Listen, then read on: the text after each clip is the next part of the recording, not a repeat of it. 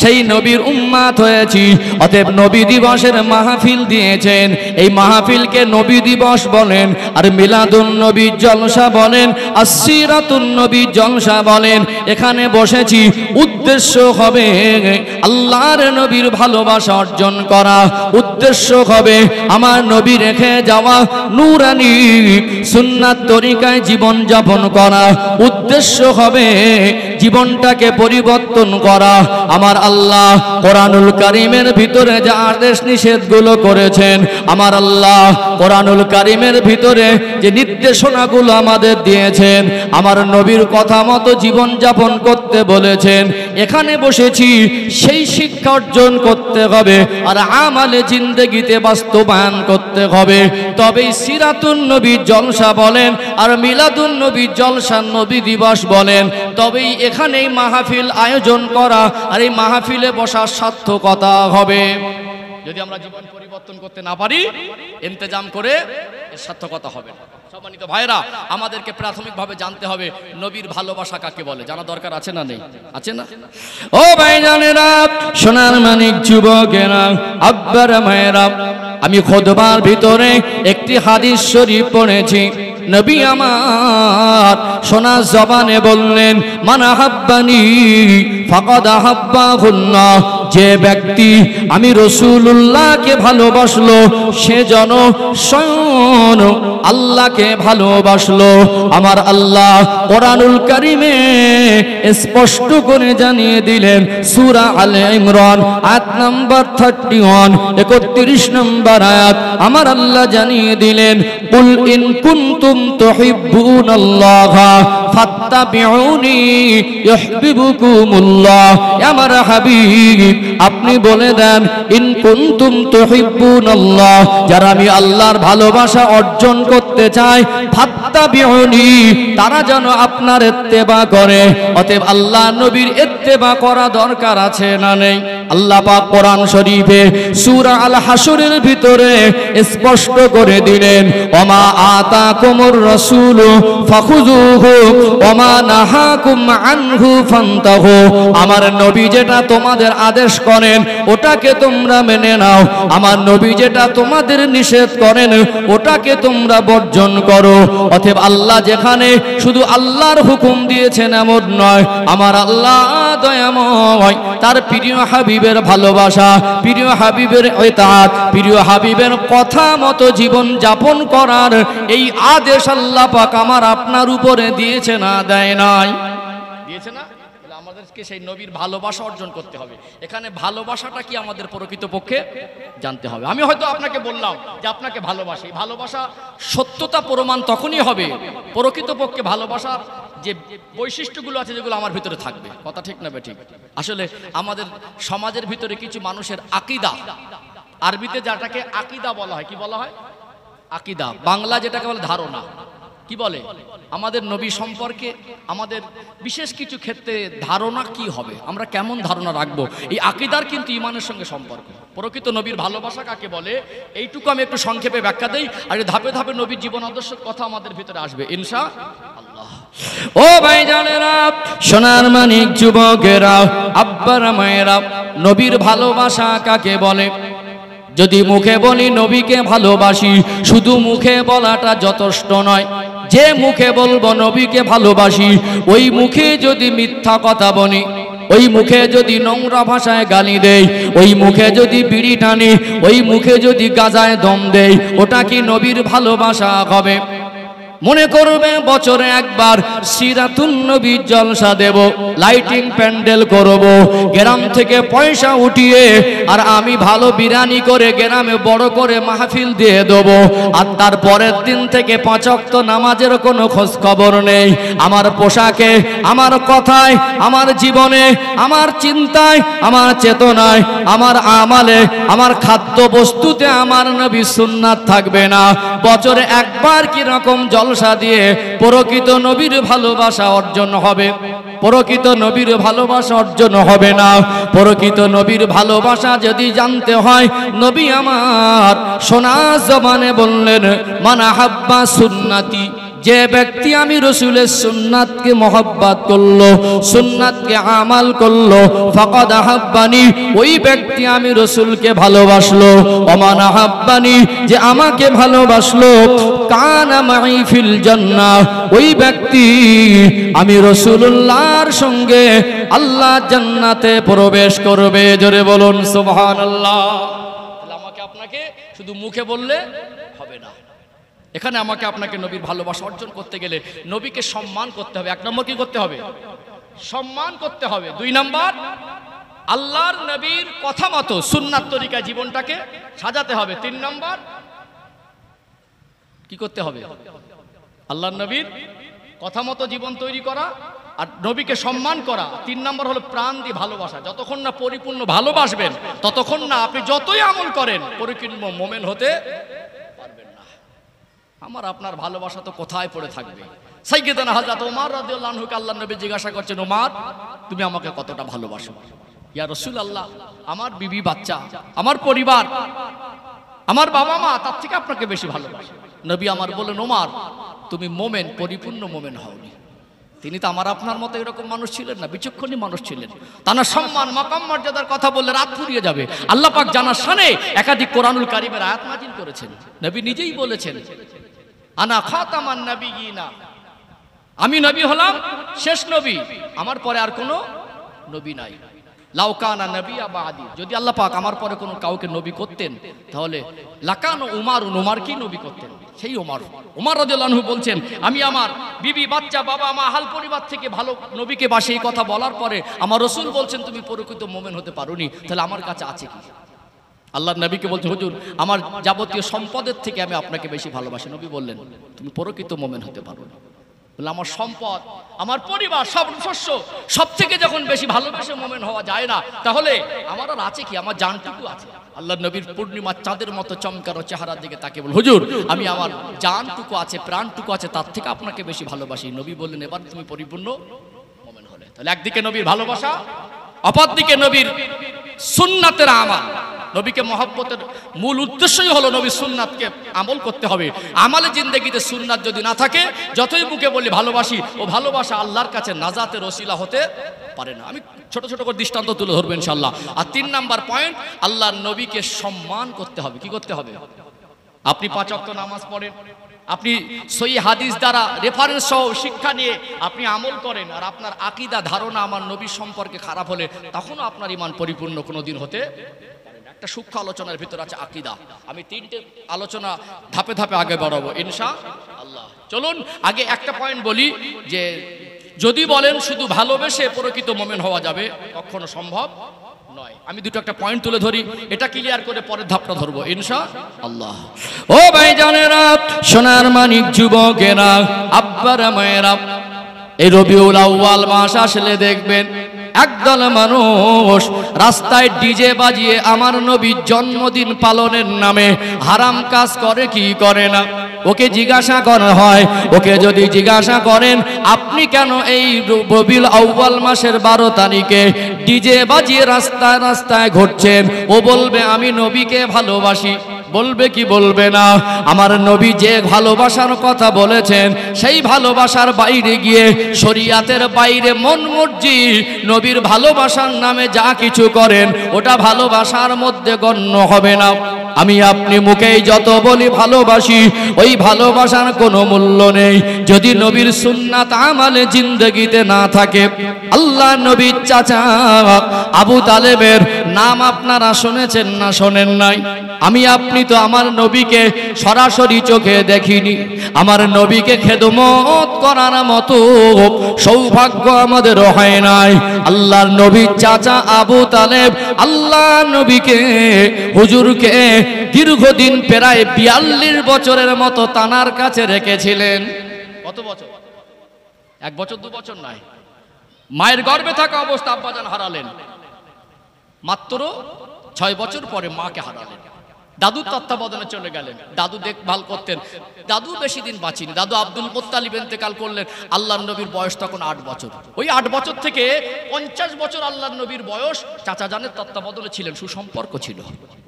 ও ভাইজানেরা, সোনার মানিক যুবকেরা, আব্বারা মায়েরা, আল্লাহ আল্লাহ নবীর চাচা আবু তালেব আল্লাহ নবীর দাদুর ইন্তেকালের পরে নিজের সন্তানের মতো করে দেখভালের আর লালন পালনের দায়িত্বটা তার নিজের কাঁধে উঠিয়ে নিলেন। আল্লাহ নবীকে কোলের মধ্যে করে নিয়ে ঘুমাতেন। নবী আমার চাচা আবু তালেবের গলাটা জড়িয়ে ধরে ঘুমাতো। আল্লাহ নবী হুজুর আমার যখন 12 বছর মতো এভারেজ কম বেশি বয়স, চাচা যান চলে যাবেন। তদানীন্তন সময়ে মক্কায় এক শ্রেণীর মানুষের অর্থ উপার্জনের মাধ্যম হিসাবে তারা ব্যবসার কাজ করত। মক্কার শহর থেকে মালামাল কিনে শাম সিরিয়ার বাজারে বিক্রি করলে অধিক পরিমাণে নাফা বা অধিক পরিমাণে লাভ হতো। ব্যবসার কাফেলা মক্কার জমিন থেকে শাম সিরিয়ার দিকে চলে যেত। আল্লাহ নবীর বয়স তখন 12 বছরের মতো। যখন নবী আমার শুনলেন চাচা যান বাণিজ্যের জন্য মাল নিয়ে চলে যাবে, আল্লাহ নবীর কাছে গিয়ে বলতে লাগলেন, চাচা যান, ও চাচা যান, আপনি আমাকে আমার দাদুর মারা যাবার পরে 4 বছর আপনার কাছে রেখেছেন, যেখানেই যান আমাকে সাথে নিয়ে যান, আমি আপনার গলা জড়িয়ে ধরে ঘুমাই। আপনি যে ব্যবসার মাল নিয়ে চলে যাবেন, আমি কার কাছে থাকবো, আমি কার কাছে ঘুমাবো? চাচা যান, আমি আপনাকে ছেড়ে থাকতে পারবো না। কিতাবের বর্ণনায় লেখা হলো, চাচা আবু তালেব আমার নবীকে এত বেশি ভালোবাসতেন, বলেছিল, ও বাবা মুহাম্মদ সাল্লাল্লাহু আলাইহি ওয়াসাল্লাম, আমি কথা দিলাম তুমি চোখের পানি ফেলো না, মন খারাপ করো না, আমার যত কষ্ট হোক আমি তোমাকে সাথে করে নিয়ে আমার সঙ্গে নিয়ে যাব। আমরা যদি ব্যবসার মাল নিয়ে যাই, 12 বছরের বাচ্চাকে নিয়ে যাব, জেদ করলে দিয়ে যাবো। কোন সময় জরুরি কাজে গেলে বাচ্চা জেদ ধরে, আব্বা যাবো, একটা ধমক দিয়ে বসে ঘরে যা। আল্লাহ নবী বলেছিলেন আদর করে, চাচা যান আমাকে নিয়ে যাবেন না, আমার তো কেউ নেই, আমি যে আপনার গলাটা জড়িয়ে ধরে ঘুমাই। আল্লাহ নবীকে বলেছিলেন চোখের পানি ফেলো না, তোমাকে নিয়ে যাব। যখন ওই কাফেলা ছোট বাচ্চাকে সঙ্গে নিচ্ছেন, সাথী সঙ্গীরা বলছে, আবু তালেব তুমি এত জ্ঞানী মানুষে কি করছো? মরুভূমির রাস্তা, পাহাড় আর মরুভূমি, এই প্রখর রৌদ্রে কোথায় রাত হয় কোথায় দিন হয়, ছোট বাচ্চা সামলাবে না, এই মালামাল সামলাবে। বলেছিল আমি দুটোই সামলাবো। আল্লাহ নবীকে সাথে করে নিয়ে সফর করেছিলেন জর্ডান, বর্তমান ভৌগোলিক ম্যাপে যেটা অবস্থান, ওখানে আল্লাহ নবী সাল্লাল্লাহু আলাইহি সাল্লামকে নিয়ে চাচা আবু তালেব একটা গাছের তলায় আশ্রয় নিয়েছিলেন। আল্লাহ পাক ওই গাছটাকে আজও পর্যন্ত 2024 সাল জীবিত রেখেছেন। বলুন সুবহানাল্লাহ। ওটাকে জর্ডানের মানুষ এখনো বলে শাজারাতুম মুবারাকা, বরকতময় জায়গা। আল্লাহ নবী ছোঁয়াতে ওই গাছটা এখনো পর্যন্ত জীবিত অবস্থা রয়েছে। বলবেন না সুবহানাল্লাহ। সেই নবীকে এত ভালোবাসতেন, ব্যবসার মালও সামলালেন, আল্লাহ নবীকে সাথে করেও নিয়ে গেলেন। আল্লাহ নবী যেদিন দিন প্রচার শুরু করলেন, যে ধারাবাহিকভাবে বলে অনেক লম্বা সময়, জাস্ট বোঝানোর জন্য বলছি, দিন প্রচার শুরু করলেন, মক্কা সব মানুষ বিরোধী হয়ে গেল। আল্লাহ নবী চাচার কাছে, যেহেতু তিনি গার্জেন হিসাবে ছোট থেকে তানাকে লালন পালন করেছেন, তাহলে উচিত হলো তার গার্জেনের কাছে একবার বলা। এসে বলেছিল, আবু তালেব দেখো মুহাম্মদ সাল্লাল্লাহু আলাইহি সাল্লাম যা করছে, একটা দিন আমাদের বাপ দাদার ধর্ম আর থাকবে না। আমরা এত করে বুঝিয়েছি, কোনো মতে শুনছে না। তুমি গার্জেন, তোমাকে আব্বার মতো করে শ্রদ্ধা করে, তুমি সন্তানের মতো করে লালন পালন করেছো, এই জন্য তোমাকে বলছি তোমার ভাইপোকে সাবধান করে দাও। 3টে প্রস্তাব দিয়েছিল, যদি মনে করে তোমার ভাইপো সব থেকে বড় নেতা হবে, আমরাই নেতা বানাবো, শর্ত কলেমা প্রচার করতে পারবে না। যদি মনে করে সুন্দরী নারী চায় তো সুন্দরী নারী দেবো, শর্ত কলেমা প্রচার করতে পারবে না। যদি মনে করে ধনী হব তো কত টাকা লাগে আমরা টাকা আমরাই চাঁদা উঠিয়ে দেবো, কিন্তু শর্ত হলো দিন প্রচার করতে পারবে না। আল্লাহ নবী দিন প্রচার করে ঘরে ফিরলেন, চেহারাটা মলিন। নবী যখন ঘরে ফিরলেন, চাচা আবু তালেব আল্লাহ নবীকে ডাকলেন। চাচা জানকে আব্বার মতো করে শ্রদ্ধা করতেন। বললে, বাবা তুমি যেটা করছো এটা বাদ দিলে হয় না। কুরাইশরা, মক্কার বড় বড় লিডাররা, কাফেররা এসে আমাকে প্রস্তাব দিয়ে গেছে, তুমি কি চাও? টাকা চাও, সুন্দরী নারী চাও, তুমি পদ চাও, নেতৃত্ব দিতে চাও, সব মেনে নেবে, কলেমা প্রচার করুন। আল্লাহ নবী চোখ ভরা পানি। চাচা যান, এতদিন আমি মনে করতাম আমার আব্বা, আমার মা, আমার দাদু চলে যাবার পরে আপনি আমার আব্বার অভাবটা কিছুটা পূরণ করেছেন। আমি এতদিন মনে করতাম আপনি আমার পাশে আছেন, আজকে যদি আপনি আমার পাশ থেকে সরে যান, মক্কার মানুষ আমাকে যতই লোভ দেখাক, আমি নারী চাই না, পদ চাই না, অর্থ চাই না, মক্কার মানুষ পারবে না আল্লাহর আসমানের সূর্য আর চাঁদ আমার হাতে দিতে। ওরা যদি আমার এক হাতে চাঁদ এনে দেয়, অপর হাতে সূর্যকে এনে দেয়, আমি আল্লাহর দেওয়া দিন প্রচারের দায়িত্ব থেকে বিরত থাকতে পারবো না। সেদিন আল্লাহর নবী চাচাই চোখের পানি থেকে বলেছিল, তুমি চোখের পানি মুছে নাও, আমার শরীরে এক ফোঁটা রক্তবিন্দু অবশিষ্ট থাকবে, ততক্ষণ পর্যন্ত আমি তোমার পক্ষেই থাকবো। কিন্তু দুর্ভাগ্য, সে আবু তালেব কলেমা পড়েনি। কথা কি বুঝতে পারছেন? তাহলে সাপোর্ট করলেন, ভালোবাসা দিলেন, সন্তানের মতো করে লালন পালন করলেন। ইতিহাস পড়বেন, মক্কার কুরাইশরা বিভিন্নভাবে চক্রান্ত করেছে ইসলাম প্রচারকে বন্ধ করার, ইসলাম নামক জিনিসটাকে মিটিয়ে দেওয়ার, আল্লাহর নবীকে জানে মেরে ফেলার, নবীর সাহাবায়ে কেরামদের উপরে জুলুম অত্যাচারের রোলাত চালিয়েছে। একটা সময় আল্লাহর নবী সাল্লাল্লাহু আলাইহি সাল্লাম আর নবীর সাহাবায়ে কেরামদের উপরে তারা একটা নতুন নিয়ম করেছিল। তারা প্রতিজ্ঞাবদ্ধ হয়েছিল, ওয়াদানামা লিখে আল্লাহর কাবা ঘরের দেয়ালে ঝুলিয়ে রেখেছিল। তারা বলেছিল, এই কাগজ যতদিন পর্যন্ত সুরক্ষিত অবস্থায় থাকবে, আমরা ওদের সঙ্গে কোনো রকম সম্পর্ক রাখবো না। সমস্ত রকম সম্পর্ক, কেনাবেচার সম্পর্ক, আত্মীয়তার সম্পর্ক, লেনদেনের সম্পর্ক, সমস্ত রকম সম্পর্ককে আমরা আজ থেকে বিচ্ছিন্ন করে দিলাম। 3 বছরের জন্য বয়কট করে দেওয়া হলো। শিয়াবে আবু তালেব নামক একটা পাহাড়ের গুহায় 3 বছর আল্লাহর নবী সাল্লাল্লাহু আলাইহি সাল্লাম সাহাবারা এত কঠিন কষ্টে দিন পার করেছেন।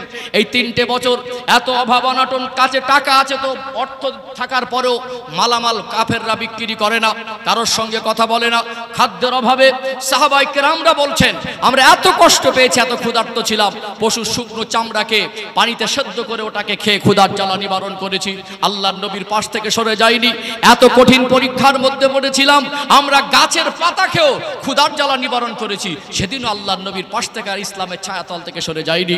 ইতিহাস পড়বেন, এই তুর সময়, এই কঠিন পরিস্থিতির সময়ও শিয়াবে আবু তালেবে আল্লাহর নবী সাহাবারা ছিলেন। সেই সময় নবীর চাচা আবু তালেব কলেমা পড়েনি, তথাপিও আল্লাহর নবী সঙ্গী হয়ে ছিলেন। সেই চাচা কি কলেমা পড়েছে? কলেমা পড়েনি। কলেমা না পড়লে, নবীর কথা মতো জীবন যাপন না করলে, নবীর কথার উপরে আমল না করলে, আল্লাহর কথার উপরে আমল না করলে, শুধু নবীকে ভালোবেসেই কি জান্নাত ভালোবাসি? আমাদের ভালোবাসা কোথায়? আমরা কি আমার নবীকে কোনোদিন খেদমত করার সুযোগ পেয়েছি? 1 বছর 2 বছর নয়, 8 বছর থেকে আল্লাহর নবীর বয়স এভারেজ যখন 50 বছরের মতো, তখন চাচা আবু তালেবের ইন্তেকাল হলো, মারা গেল। তাহলে এই যে 42 বছর চাচার সঙ্গে সুসম্পর্ক ছিল, মরণের আগ পর্যন্ত চাচার কানের কাছে গিয়ে বল, চাচা যান একবার আপনি কলেমা পড়ে নেন। দুর্ভাগ্য, কলেমা নসিব। ঘটনাগুলো আমি বিস্তারিত টেনে টেনে লম্বা করে বলতে পারতাম। জাস্ট আমি বোঝাতে চাইছি যে নবীকে যতই ভালোবাসেন, সত্যিকারের নবীর খেদমত যদি কেউ করেন, আমার নবীর কথা মতো আমল যদি না করেন, আমার নবীর আদর্শ যদি তার ভিতরে না থাকে, আল্লাহর কোরআনের আমল যদি তার ভিতরে না থাকে, শুধু নবীকে ভালোবেসে মোমেন হওয়া যাবে না। পয়েন্ট ক্লিয়ার হলো? শুধু ভালোবাসার নাম মোমেন নয়, ভালো না বাসলেও মোমেন নয়, আর শুধু ভালোবাসার নামও মোমেন। জান প্রাণ দিয়ে ভালোবাসতে হবে এবং নবীর আদর্শটাও দরকার, নবীর কথাটা পুঙ্খানুপুঙ্খানুরূপে মানাও দরকার। আমল করতে পারছি না, চেষ্টা আছে, আমলটা আমলের মতো করতে পারছি না, আরো সুন্দর করার চেষ্টা করছি, ওটাকে শ্রদ্ধার সঙ্গে মেনে নেওয়া, ওটাকে স্বীকার করে নেওয়া, আমলের জন্য আপ্রাণ চেষ্টা করা, এটা একটা দিক। আমি মানি না, ওটা আর একটা দিক। কথা কি বুঝতে পারছেন? যাই হোক, প্রথম পর্ব তাহলে শুধু ভালোবাসার নাম সফলতা অর্জন নয়, আল্লাহ সন্তুষ্টি নয়।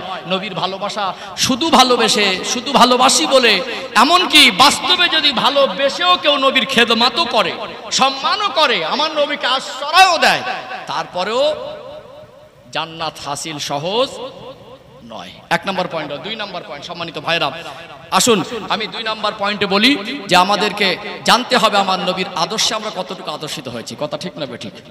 ও ভাইজানেরা, সোনার মানিক যুবকেরা, আব্বারা মায়েরা, এখানে শুধু একদিন জলসা এসে হাজিরা দেবেন, আর আপনার জীবনে আমালে যদি নবীর সুন্নাত না থাকে, আল্লাহর নবীর ভালোবাসা মুখেই যত দাবি করেন, নবীর সুন্নাত তরিকায় যদি জীবন তৈরি না করেন, ওই জীবন তৈরি যদি নবীর সুন্নাতের আলোয় না হয়, দুনিয়ার মানুষ আপনাকে যত বড় নেতা বলুক, দুনিয়ার মানুষ আপনাকে যত বড় ধনী বলুক, দুনিয়ার মানুষ আপনাকে যত সম্মানী মনে করুক, আপনার ওই সম্মান, ডিগ্রি আর আপনার ওই সম্পদ আল্লাহর কাছে নাজাত করে দিতে পারবে না। পারবে কি? আমাদের সমাজে বিশেষ কিছু জটিল রোগ আছে, বড় বড় হারাম খোরকে গিয়ে স্যার বলে মুখ থেকে ফেনা তুলে দেয়। আর একটা লোক দিনের পথে থাকে, সুন্নাত মেনে চলে, হালাল রুজি উপার্জন করে, ভ্যান চালায় বলে তাকে টেরা চোখে দেখে। ভ্যান চালককে সম্মান করতে পারে? পাক্কা ঘুষখোর, পাক্কা সুদখোর, একেবারে নিখুঁত হারামখোর, সলিড হারামখোর, ওর কাছে গিয়ে বলবে স্যার। আর একটা ভ্যান চালককে দেখলে নাক মুখ ছিটকায়, ও বলছে আমি নবীর উম্মাত। কথা কি রাগ করছেন নাকি? বাস্তব বললাম না বাস্তব বললাম? মাল্লাম ইয়ারহাম সগীরানা আলাম ইউআক্কির কাবীরানা ফালাইসা মিন্না। যে বড়কে সম্মান করলো না, ছোটকে স্নেহ করলো না, আমার উম্মতের অন্তর্ভুক্ত নয়। এই আমল কজন করি? এখন টাকায় বাবু, যার টাকা আছে তার পাওয়ার আছে, যার টাকা আছে সে সমাজে বাবু। একটা সময় চোর ছিল, একটা সময় মদ খেত, একটা সময় লোকের দরজা ঠেল থেকে ধরা পড়েছে, এখন দুটো টাকা হয়েছে, সমাজের মানুষের কাছে বাবু হয়ে গেছে। আমরা ওই লোকটাকে সবাই মিলে বাবু বলি, কিন্তু একটা ভালো মানুষ, নামাজি মানুষ, দিনদার মানুষ, লোকটা যদি গরিব হয় না, 4 আনা পয়সা দাম দেয়। কথা কি বুঝতে পারছেন? কথা কি বুঝতে পারছেন? অতএব এগুলো আমাদের ভিতর হয়ে এসে গেছে এরকম, আমরা টাকায় বিচার করি। ও ভাই জানেরা, সোনার মানিক যুবকেরা, আব্বারা মায়েরা, পৃথিবীর মানুষ আপনাকে যত বড় নেতা বলুক, পৃথিবীর মানুষ আপনাকে যত বড় ধনী বলুক, পৃথিবীর মানুষ আপনাকে যত শিক্ষিত মনে করুক, গোটা বিশ্বে জেনার শিক্ষায় শিক্ষিত হয়ে আপনি যত বড় ডিগ্রি অর্জন করে নেন, পৃথিবীর বড় 1 নম্বর ডাক্তারের ডিগ্রি যদি আপনার থাকে, পৃথিবীর সব থেকে বড় বৈজ্ঞানিকের ডিগ্রি যদি আপনার থাকে, পৃথিবীর সেরা ধনী হিসাবে যদি আপনি বিবেচিত হন, পৃথিবীর সেরা নেতা হিসাবে আপনি যদি বিবেচিত হন, আপনার ওই অর্থ, আপনার ওই ডিগ্রি, আপনার ওই পরিচিতি আর আপনার ওই নেতৃত্ব আপনাকে নাজাত দিতে পারবে না। ওই মানুষটা যদি তালপাতা ছাউনির নিচে থাকে, ওই মানুষটা যদি লোকের বাড়ি মজদুরি করে রোজগার করে, ওই মানুষটা যদি রাস্তায় ভ্যান চালিয়ে হালাল রুজি উপার্জন করে, ওই মানুষটা যদি আমার নবীর সুন্নাত তরিকায় জীবন তৈরি করতে পারে, আমার আল্লাহর কথা মতো হারাম হালাল মেনে চলে জীবন তৈরি করতে পারে, ওই মানুষটার অন্তরে যদি আমার নবীর ভালোবাসা, আমার নবীর মহব্বত যদি তৈরি ঠিক মতো অর্জন করতে পারে, ওই মানুষটা আল্লাহর কাছে হাসরের ময়দানে সহজে নাজাত পেয়ে যাবে। আমরা এই সময় 2024 সালে এসে এই জিনিসটা ভুলেই গেছি। আমার ছেলের জন্য 4 তলা ঘর করে মনে করি এটাই আমার জীবনের সফলতা, কি মনে করে না? এই তুই কি করেছিস তোর ছেলের জন্য? দেখতো ওই লোকটা, দেখতো একটা ছেলেটা ঘুরিয়ে বলছে তুমি আমার জন্য কি করেছো, তুমি আমার জন্য কি রেখে যাচ্ছ? পাশের বাড়ির লোকটা দেখো তো ছেলের জন্য কত কি করে দিচ্ছে, একটা মোবাইল চেয়েছে কিনে দিতে পারো না, বলছে না? বলে না? আমরা ছেলেকে একটা জিনিস কিনে তোর হাসি মুখটা দেখে মনে করি সফলতা। আমরা ছেলের জন্য 10 কাঠা জমি কিনে মনে করি সফলতা। আমরা ছেলের জন্য রাস্তার ধারে মার্কেটে একটা দোকান করে দিয়ে মনে করি সফলতা। বিশ্বাস করুন, ওটা প্রকৃত সফলতা নয়। হালাল রুজি উপার্জন করুন, হালাল পন্থায় ধনী হন, রুজি রুটি রোজগার করুন, আপনি কোটিপতি হন, এতে আমার কোনো আপত্তি নেই, ইসলামে আপত্তি নেই। ইসলামের ভিতরে আল্লাহর নবী সাল্লাল্লাহু আলাইহি সাল্লাম তিনি যেমন গরিবী জীবন বেছে নিয়েছিলেন, তার মনে তিনি ধনীদের অর্থের বিরোধী ছিলেন না। তার জীবন আদর্শ থেকে বুঝিয়ে দিলেন আমি নিজে গরিবী জীবন বেছে নিয়েছি কেন? আল্লাহ পাক আমার হাবিবকে দয়ার নবীকে বিশ্ববাসীর জন্য রহমত স্বরূপ করেছেন। ওমা আরসালনাকা ইল্লা রাহমাতাল লিল আলামিন। 17 নম্বর পারা 10 নম্বর পৃষ্ঠার মিডল পয়েন্টের নিচে আমার আল্লাহ স্পষ্ট করে জানিয়ে দিলেন আমার হাবিবকে সৃষ্টি জগতের জন্য রহমত করেছি। নবী যদি মনে করতেন আরাম আয়েশে জীবন গুজরান করতে পারতেন না। আল্লাহর নবী কোনো দিন ঘরে এসেছেন, আম্মা জান আয়েশা সিদ্দিকা রাদিয়াল্লাহু আনহাকে জিজ্ঞাসা করেছেন, আয়েশা ঘরে কি কেমন কিছু আছে? চোখ দুটো ছলছল করতো, ইয়া রাসূলুল্লাহ, ইয়া হাবিবাল্লাহ, আপনি ক্ষুধার্ত, আপনার চেহারা দেখে আমি উপলব্ধি করছি আমার ঘরে আপনাকে এই মুহূর্তে খেতে দেওয়ার মতো তেমন কিছু নেই। আল্লাহর নবী ঘুরিয়ে বলতেন, আয়েশা তুমি কি একটু দুঃখ পাও, মন খারাপ করো, ঘরে তেমন কিছু নেই বলে? ইয়া রাসূলুল্লাহ, আপনি আপনার উম্মতের জন্য আপনার জীবনের সর্বস্ব সময়টা দিন রাত ওইভাবে বিলীন করে দিচ্ছেন। আপনি আল্লাহর প্রিয় হাবিব, আল্লাহ পাক আমার নসিবটা খোশ নসিব করেছেন। দুনিয়ার মেয়ের একটা সাধারণ পুরুষের স্ত্রী হওয়ার তাদের সুযোগ হয়েছে, আল্লাহ পাক আমাকে বিশ্ব নবীর স্ত্রী হওয়ার সৌভাগ্য দান করেছেন। আপনি যদি এত কষ্ট করে দিনের খেদমত করতে পারেন, আমি আপনার স্ত্রী, আমার দুঃখ লাগে না, বরং আপনার এই নুরানি চাঁদ মুখটা দেখলে আপনি আমাকে ভালোবাসেন, আপনি যে আমাকে মহব্বত করেন, আপনার ভালোবাসা আমার সাংসারিক জীবনের দুঃখ কষ্টটা ভুলে থাকে। নবী আমার বলতেন, আয়েশা আল্লাহ আমাকে এত ভালোবাসে, আমি যদি আল্লাহর কাছে বলতাম আমার আল্লাহ আমাকে উহুদ পাহাড়টা আমার জন্য সোনায় পরিণত করে দিত। আমি দুনিয়ার সম্পদের লালসে আমি পড়িনি, দুনিয়ার সম্পদ আমি চাইনি, কিন্তু আল্লাহ নবী সম্পদের বিরোধী ছিলেন না। যদি দৃষ্টান্ত পেশ করি, আল্লাহ নবী সাল্লাল্লাহু আলাইহি সাল্লামের একটা জামাইকে দেখবেন, শেরে খোদা হযরত আলী কাররামুল্লাহু ওয়াজহু, তিনি যেমন গরীব ছিলেন, আর একটা জামাইকে দেখবেন জিন্নুরাইন হযরত উসমান গনি রাদিয়াল্লাহু আনহু, ধনী ছিলেন না গরীব ছিলেন? আপনি অর্থশালী হন, চাকরি করেন, এতে আপত্তি নেই। আপনার সন্তান ডক্টর, মাস্টার, ব্যারিস্টার, ইঞ্জিনিয়ার হোক, এতে আপনার আপত্তি নেই। হাজারবার জেনারেল শিক্ষার প্রয়োজন আছে। আজকে আমি বাংলা ভাষার মানুষ, আমার ভিতরে যত শরিয়াতির জ্ঞান থাকুক, আমার বাংলা ভাষার নলেজটুকু থাকা দরকার আছে না নেই? সোশ্যাল মিডিয়ায় কথাগুলো চলে যায়। আজ আমার ভাষা ভঙ্গি, কথাবার্তারা, শব্দ চয়নের ভিতরে অশালীনতা থাকলে, আজ আমার কথাগুলো গঠনমূলক না হলে, অন্য ধর্মাবলম্বী আজ ইসলাম ধর্ম সম্পর্কে একটা খারাপ ধারণা করবে। এদের ধর্মগুরুর হালাত যদি এই হয়, তো এদের অবস্থা কি হবে? কথা বলতে পারছেন না? সম্মানিত ভাইয়েরা, এই জন্য জেনারেল শিক্ষার প্রয়োজন আছে, ডক্টর মাস্টারের দরকার আছে, ব্যবসায়ীর দরকার আছে, ধনীর দরকার আছে। আপনার 5টা সন্তান, সবটাকে আমি আলেম করতে পারছি না। হোক একজন ব্যারিস্টার, একজন আইপিএস, একজন ডিসি, একজন ডিএম, একজন ডক্টর, একজন ইঞ্জিনিয়ার। আপনার সন্তান যেন নামাজি হয়, আপনার সন্তান যেন দিনদার হয়, আপনার সন্তানের ভিতরে যেন দিন থাকে, আপনার সন্তানের ভিতরে যেন সুন্নাত থাকে। বাড়িটা যদি 5 তলা নাও হয়, ওর অন্তত জীবন যাপনের মতো 1 তলা বাড়ি যদি থাকে, আপনার সন্তানের ভিতরে যদি দিন থাকে, সুন্নাত থাকে, ঈমান বিশুদ্ধ হয়, ওটা আল্লাহর কাছে অনেক প্রিয়। কথা ঠিক না বেঠিক? কথা কি বুঝতে পারছেন? যে কথা বলছিলাম আর একটু ক্লিয়ার করে দেই, অনেকের কনফিউজ থেকে যাবে। আল্লাহর নবী সাল্লাল্লাহু আলাইহি সাল্লামের কাছে একদিন অসহায় একটা ব্যক্তি আসলেন, হুজুর খুব ক্ষুধার্ত, খুব বিপদে আছি, আমার এই মুহূর্তে খুব অর্থের প্রয়োজন। এরকম সময় মাঝে মাঝে আমাদের জীবন আসে না? অনেক অসহায় মানুষ আছে না, অর্থের খুব প্রয়োজন। এখন আমি মানুষের কাছে হাত পেতে চাওয়াটা সব সময় আমার কাছে ভালো মনে হয় না। আমি যে হাত পাত পর্যন্ত যেটা ফিরিয়ে দেয়, আমার মান সম্মানের ক্ষতি হবে। বড় আশা করে একজনের কাছে চাইলাম, সে যদি না দেয়, খারাপ লাগবে কি লাগবে না? খারাপ লাগবে না? কিছু মানুষ আছে তাদের আত্মমর্যাদাটুকু সে বোঝে, যাত্রার কাছে কিছু হলে হাত পাতে না, যতটুকু পারে সে সহ্য করে। মনে হলো আমি যাত্রার কাছে হাত পেতে অভ্যস্ত নয়, কেউ আমাকে ফিরিয়ে দিলে আমি একটু বেশি কষ্ট পাবো, এই জন্য হুজুর আপনার কাছে এসেছি। আমার মনে হলো গোটা মদিনার অলি গলিতে ঘুরলে সবাই আমাকে ফিরিয়ে দেবে, আমার প্রিয় নবী আমাকে ফেরাবেন না। আজ বড় আশা নিয়ে এসেছি, হুজুর আপনার কাছে একটু সাহায্য পেতাম। আল্লাহর নবীর চোখ থেকে টপ টপ করে পানি ঝরছে। সত্যিই আমার কাছে এত বুক ভরা ভালোবাসা নিয়ে আসলো, আর আমার দেওয়ার মতো আমার কাছে কিছু নেই। কিছুক্ষণের জন্য নবী আমার নির্বাক হয়ে গেলেন, চেহারাটা তুলে বললেন, সত্যি বাবা, আমার কাছে কিছু থাকতো আমি খালি হাতে তোমাকে ফেরাতাম না। মনে পড়ে গেল আমার কাছে নেই, আমার জামাই উসমানের কাছে আছে। বলুন না সুবহানাল্লাহ। সঙ্গে সঙ্গে বললেন, আপনি যান আমার জামাই উসমান গনিকে গিয়ে বলবেন আল্লাহ রসুলের কাছে গিয়েছিলাম, কিছু বলার দরকার নেই, বলুন কিছু দিতে বলেছে। তাহলে নিজের কাছে নেই, জামাইয়ের কাছে ছিল বলে লোকটার উপকার হয়েছে। আমি 200 টাকা রোজগার করে সংসারটা কোনো রকমে চালাই, তাহলে আমার ইসলামের দিনের খেদমতের জন্য যদি গ্রামে মক্তব হয়, মক্তবে 2টো শিক্ষকের ইনসাফ করে বেতন দিতে গেলে 30,000 টাকা তো কমের উপরে দেওয়া দরকার। তাহলে আমি 200 টাকা রোজগার করি, ওর থেকে আমার 20 টাকা দেওয়া কঠিন হয়ে যাবে। আমার গ্রামে যদি একজন সৎ ব্যবসায়ী থাকে, একজন চাকরিজীবী থাকে, আমার গ্রামে যদি একজন ধনী থাকে, আমার গ্রামে যদি একজন উচ্চ পদস্থ চাকরিজীবী থাকে, তাহলে আল্লাহ তাকে অর্থ দিয়েছে, তার ভিতরে দিন থাকলেও সহজে পয়সা বের করে দেবে, ওর অর্থটা ইসলামের কাজে উপকার আসবে। কথা ঠিক না বেঠিক? এই জন্য অর্থেরও প্রয়োজন আছে।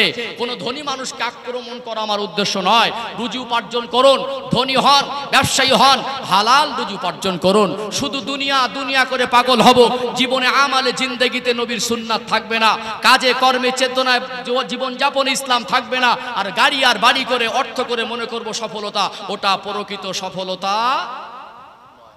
প্রকৃত ভালোবাসতে গেলে যা করব টোটাল জীবনটা নবীর সুন্নাত তরিকার আল্লাহর হুকুম মোতাবেক ইনশাআল্লাহ।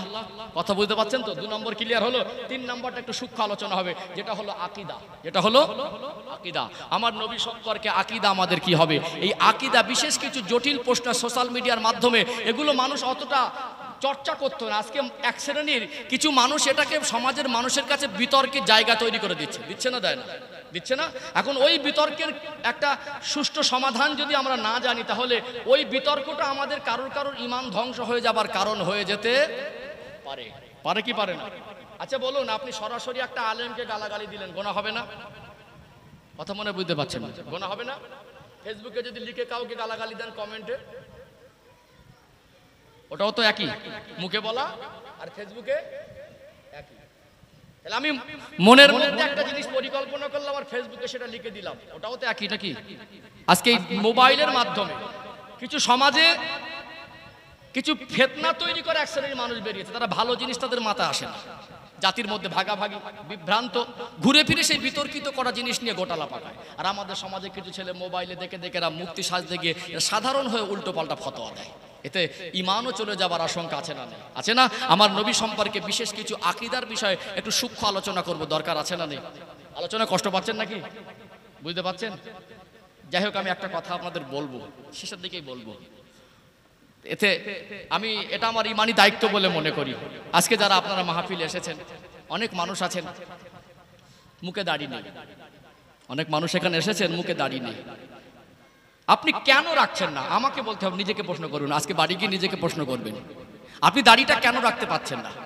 কি কারণটা খুঁজে বের করবেন। আপনি দাড়ি রাখলে আপনার কি ক্ষতি হবে? আপনার মন আপনাকে বলে দেবে আপনি ভুল করছেন। একটা মানুষ মরে যায়, জানাজার ময়দানে বহু মানুষের সমাগম হয়, লোকটাকে গোসল দিয়ে কাফনে মুড়ে দেওয়া হয়, শেষবারের মতো সন্তানগুলো কাঁদে, বলে একটু মুখটা খুলে দে না, চেহারাটা দেখি। চেহারাটা খোলা থাকে, লোকটা সব ছিল, গাড়ি বাড়ি সম্পদ সম্মান, কিন্তু লোকটার মুখে দাড়িটা ছিল না।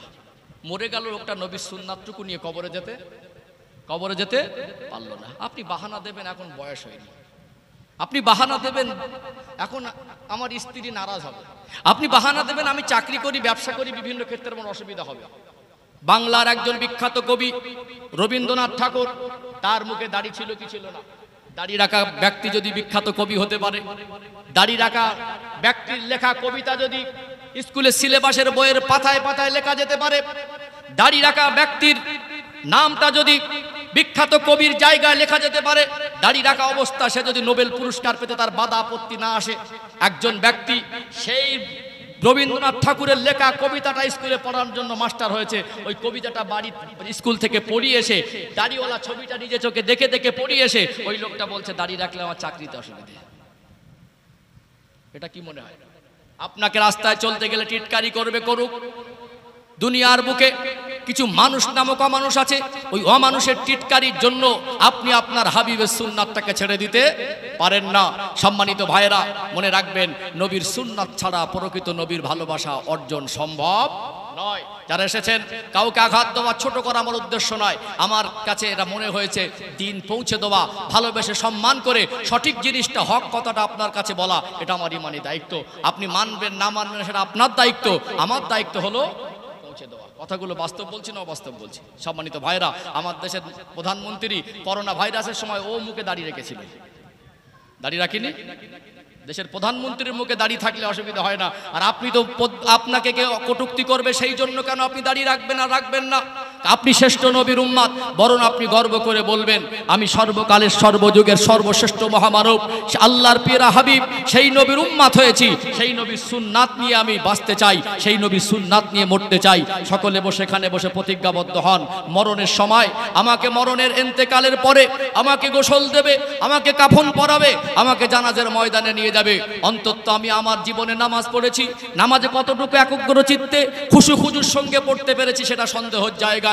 দান করেছিলাম, কবুল হয়েছে কিনা সন্দেহের জায়গায়। অন্তত আল্লাহর কাছে গিয়ে বলবেন, আল্লাহ শুধুমাত্র আপনার হাবিবকে ভালোবেসে আপনার হাবিবের এই সুন্নাতটুকু সাথে করে চেহারায় নিয়ে এসেছি, এইটুকু তো আল্লাহর কাছে বলতে পারবো না? ইনশাআল্লাহ নিয়ত করেন, যাদের মুখে দাড়ি নেই আমরা দাড়ি রাখবো, বলেন ইনশাআল্লাহ। দরকার আছে না নেই? আছে। যাই হোক, আমি একটু তাকবীর দেব, দরুদ শরীফ পড়ে নেব ইনশাআল্লাহ। আমি পরবর্তী আকীদার আলোচনাটা একটু আসবো, একটু সূক্ষ্ম এবং জটিল আলোচনা। আমি যতটুকু আমার জ্ঞানে বিবেকে গবেষণায় পড়াশোনা আছে সেটা আপনার কাছে পৌঁছে দেবো ইনশাআল্লাহ। একটু তাকবীর দেন, নারে তাকবীর। আলহামদুলিল্লাহ। আরেকটু প্রাণ ভরে নারে তাকবীর। সিরাতুন নবী জলসা, নারে তাকবীর। একটু মহব্বতে দরুদ শরীফ। আল্লাহুম্মা সাল্লি আলা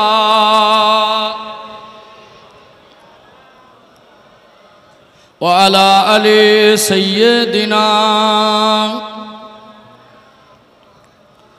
हब्बे अहमद अजलही सीने में है, मैं आहूँ मेरा दिल मदीने में है।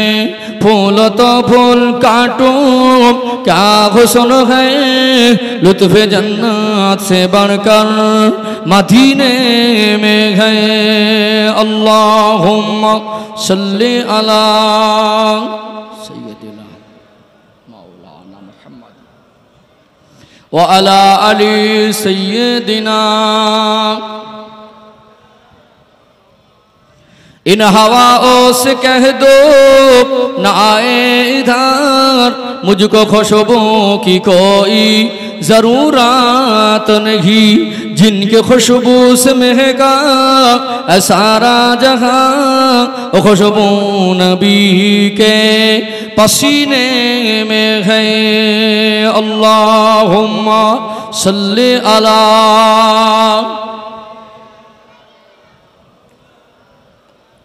व अला अली सय्यदिना। একটু জিকির করেন লা ইলাহা ইল্লাল্লাহ, লা ইলাহা ইল্লাল্লাহ, লা ইলাহা ইল্লাল্লাহ মুহাম্মাদুর রাসূলুল্লাহ সাল্লাল্লাহু আলাইহি ওয়াসাল্লাম। সবাই পড়েন হাসবি রব্বি জাল্লাল্লাহ।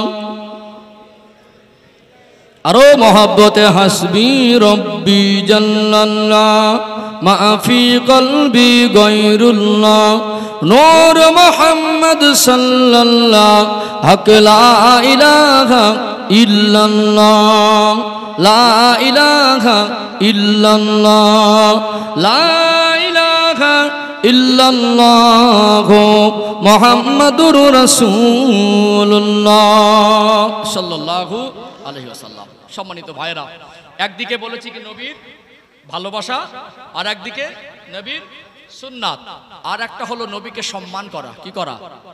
আমার কথার দ্বারা এবং আমার অন্তরের কৈফিয়াত নবীর প্রতি যদি সম্মান করতে না পারি, যদি আমি আমার জীবনে একটাও গোনা না করি, আমার জীবন ব্যবস্থা যদি আমার একটা গোনাও না থাকে, আর আমি যদি নবীর সম্পর্কে খারাপ ধারণা করি, আমার নবীর সম্মানে আঘাত করি, ওটাও প্রকৃত মোমেন হওয়া সম্ভব নয়। একটু উদাহরণ দিই, আপনাদের পাশেই কিন্তু বাহিরখান স্টেশন, নাকি?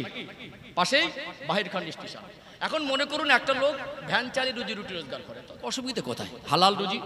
আমরা এসি রুমে বসে যে লোকটা ঘুষ খায়, ওর থেকে ভ্যান চালকের মূল্য কবর আর হাসরে আল্লাহর দরবারে অনেক বেশি। কথা বাস্তব না বাস্তব? এখন দেখবেন এটা দুনিয়ার চিত্রও, মাঝে মাঝে দেখবেন চাচাটা খুব গরিব মানুষ, আর ভাইপো উচ্চ পদস্থ চাকরিজীবী, আছে না নেই? শেষ বয়সে চাচাদের ছেলেপুলেগুলো আর দেখে না, এখন কার কাছে হাত পাতবে? ছেলেগুলো অবহেলা করে। শেষ বেশ দেখলো আমার হালাল রুজি রুটির জন্য অন্তত কিছু উপার্জন করা দরকার, তো ভ্যান চালানোটা বেছে দিয়েছে। একটা সময় ওনার আপন ভাইপো, রক্তের সম্পর্ক, উচ্চ পদস্থ চাকরিজীবী, অন্য কোনো রাজ্যে হয়তো সে চাকরি সূত্রে থাকে, বেশ কয়েক মাস পরে বাড়ি ফিরছে। এরকম হয় কি হয় না? বাড়ি ফিরছে, বাড়ি ফেরার পথে ওখানে যে থাকে সেখানে একটা পরিচিত একটা বন্ধু তৈরি হয়েছে, তার লেভেলের বন্ধু, উচ্চ পদস্থ চাকরিজীবী, বেতন 1 লক্ষ টাকার উপরে, আর ওর একজন বন্ধু সেই লেভেলে, ওনাকে নিয়ে বাড়ি আসছে, একসঙ্গে সেখানে থাকে, চলো আমার বাড়ি ঘুরে আসি। এখন দুপুরবেলা স্টেশনে নেমেছে, বাহির খণ্ডে দেখছে, উদাহরণ দিচ্ছি আমি, যে একটা ভ্যান আছে, সেটা আমার চাচা দিয়ে। এখন মেহমানকে হাঁটিয়ে নিয়ে যাব, কেমন একটা লাগে। তাহলে এই ভ্যানটা ছাড়া মনে মনে করছে চাচাজি ছাড়া যদি অন্য কোনো ভ্যান থাকতো হয়তো একটু বার কেটে তার ভ্যানেই যেতাম, তো বাধ্য হয়ে চাচাজির ভ্যানে উপায় নেই। ওটার পরে একটা রক্তের সম্পর্ক আমাদের তো সেই ভাইপোকে সন্তানের নজরে দেখে, যেভাবে সন্তানকে আদর করে ভাইপোদের আদর করে বলে কচি বা বাবু ভালো আছো, অনেকদিন পর বাড়ি ফিরছো, তোমার শরীর কেমন আছে, তোমার এখন কেমন দিনকাল কাটছে, এর কথাবার্তারা, ধাঁচ ভঙ্গি, শব্দচয়ন, এর কথার আদর ভঙ্গি দেখে পাশের বন্ধুটা বুঝতে পারছে যে লোকটা খুব পরিচিত, ঘনিষ্ঠ। ঘুরে জিজ্ঞাসা করলো, স্যার এই লোকটা আপনার কে হয়? এখন দেখছে আমি এত বড় চাকরিজীবী মানুষ, সম্মানী মানুষ, আমার এতটা ওয়েট, এত বড় পরিচিতি, আমার 1 লক্ষ টাকার উপরে বেতন, এখন যদি মুখের উপরে বলে দেয় আমার আপন চাচা, একটা মান সম্মানের ব্যাপার। ও ঘুরিয়ে বললো, এটা আমার গ্রামের লোক, এটা আমার গ্রামের লোক। আস্তে করে বলেছে, চাচাটা শুনতে পেয়েছে এটা আমার গ্রামের লোক। এখন সন্ধ্যাবেলা ওই ছেলেটা যদি চাচাজির গলা জড়িয়ে ধরে বলে, চাচাজি আমি আপনাকে খুব ভালোবাসি, আপনি আমার আপন চাচা, বাপের ভাই, বাপের ভাই, আপনি আমার আপন চাচা, রক্তের সম্পর্ক, আপনি আমার গুরুজন, বাপের মতো, আপনাকে খুব ভালোবাসি। চাচাজি কি বুঝবে? কি বুঝবে? তুমি যে কতটা ভালোবাসো সেটা দুপুরবেলা আমার বোঝা হয়ে গেছে। কথা কি বুঝতে পাচ্ছেন? তাহলে আজকে দিনে আমি বলবো, আমি একদম সহি হাদিস ছাড়া মানবো না, রেফারেন্স দিয়ে বলতে হবে তারপরে মানবো। সহি হাদিসের বিরুদ্ধে আমি কোনো কাজ করিনি। নামাজও 5 ওয়াক্ত পড়বো, রোজাও 5 ওয়াক্ত রাখবো। আমি আকিদায় বলে দেবো নবী মরে গেছে। আমরা একটা মানুষ মরে গেলে তাকে কবরস্থ করে দেই। অনেক পুরনো কবরস্থানে মাঝে মাঝে দেখবেন কবর খুঁড়তে গিয়ে হাড়গোড় পাওয়া যায়, যায় না?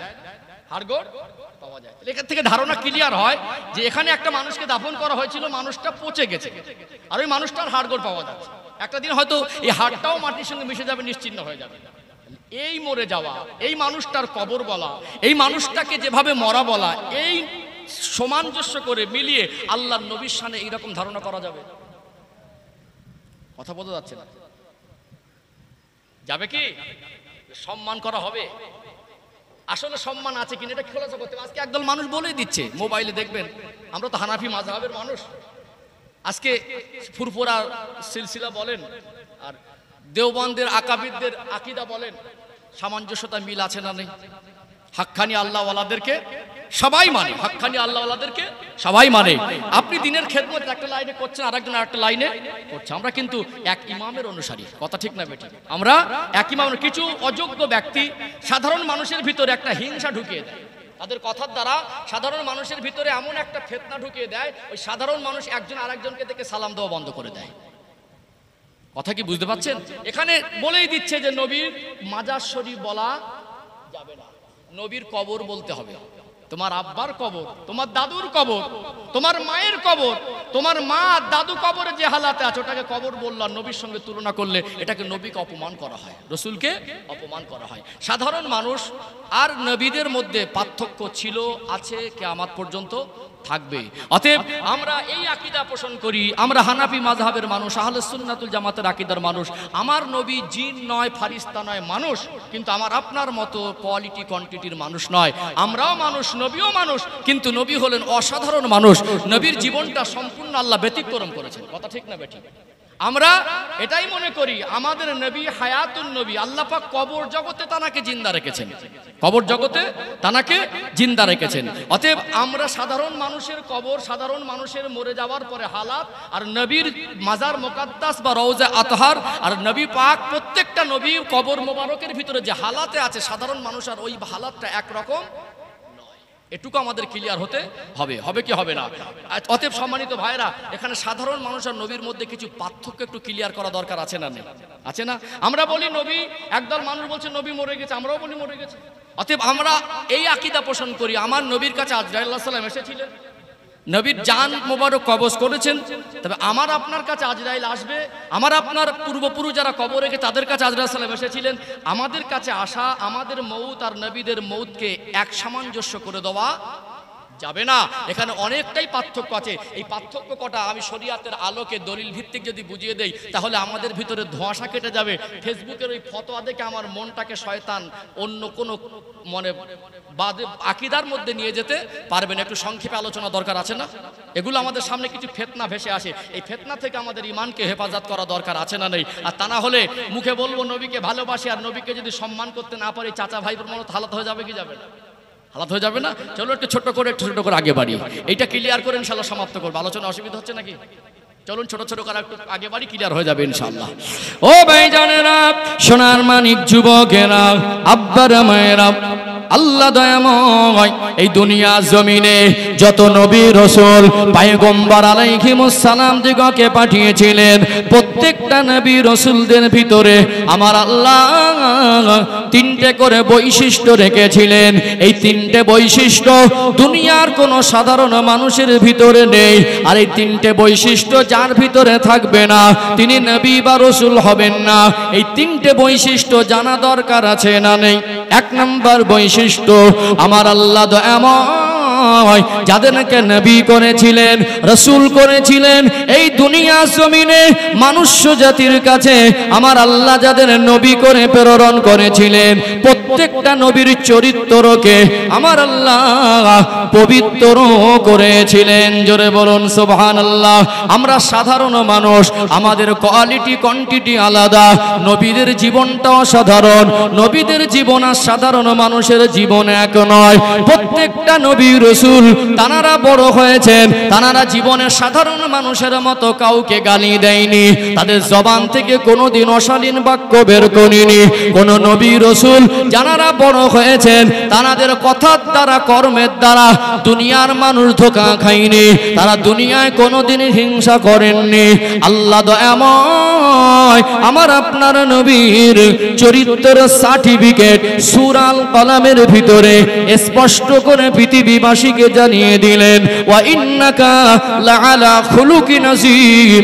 আমি আমার হাবিবের চরিত্রকে মহান চরিত্র করেছি। জোরে বলুন সুবহানাল্লাহ।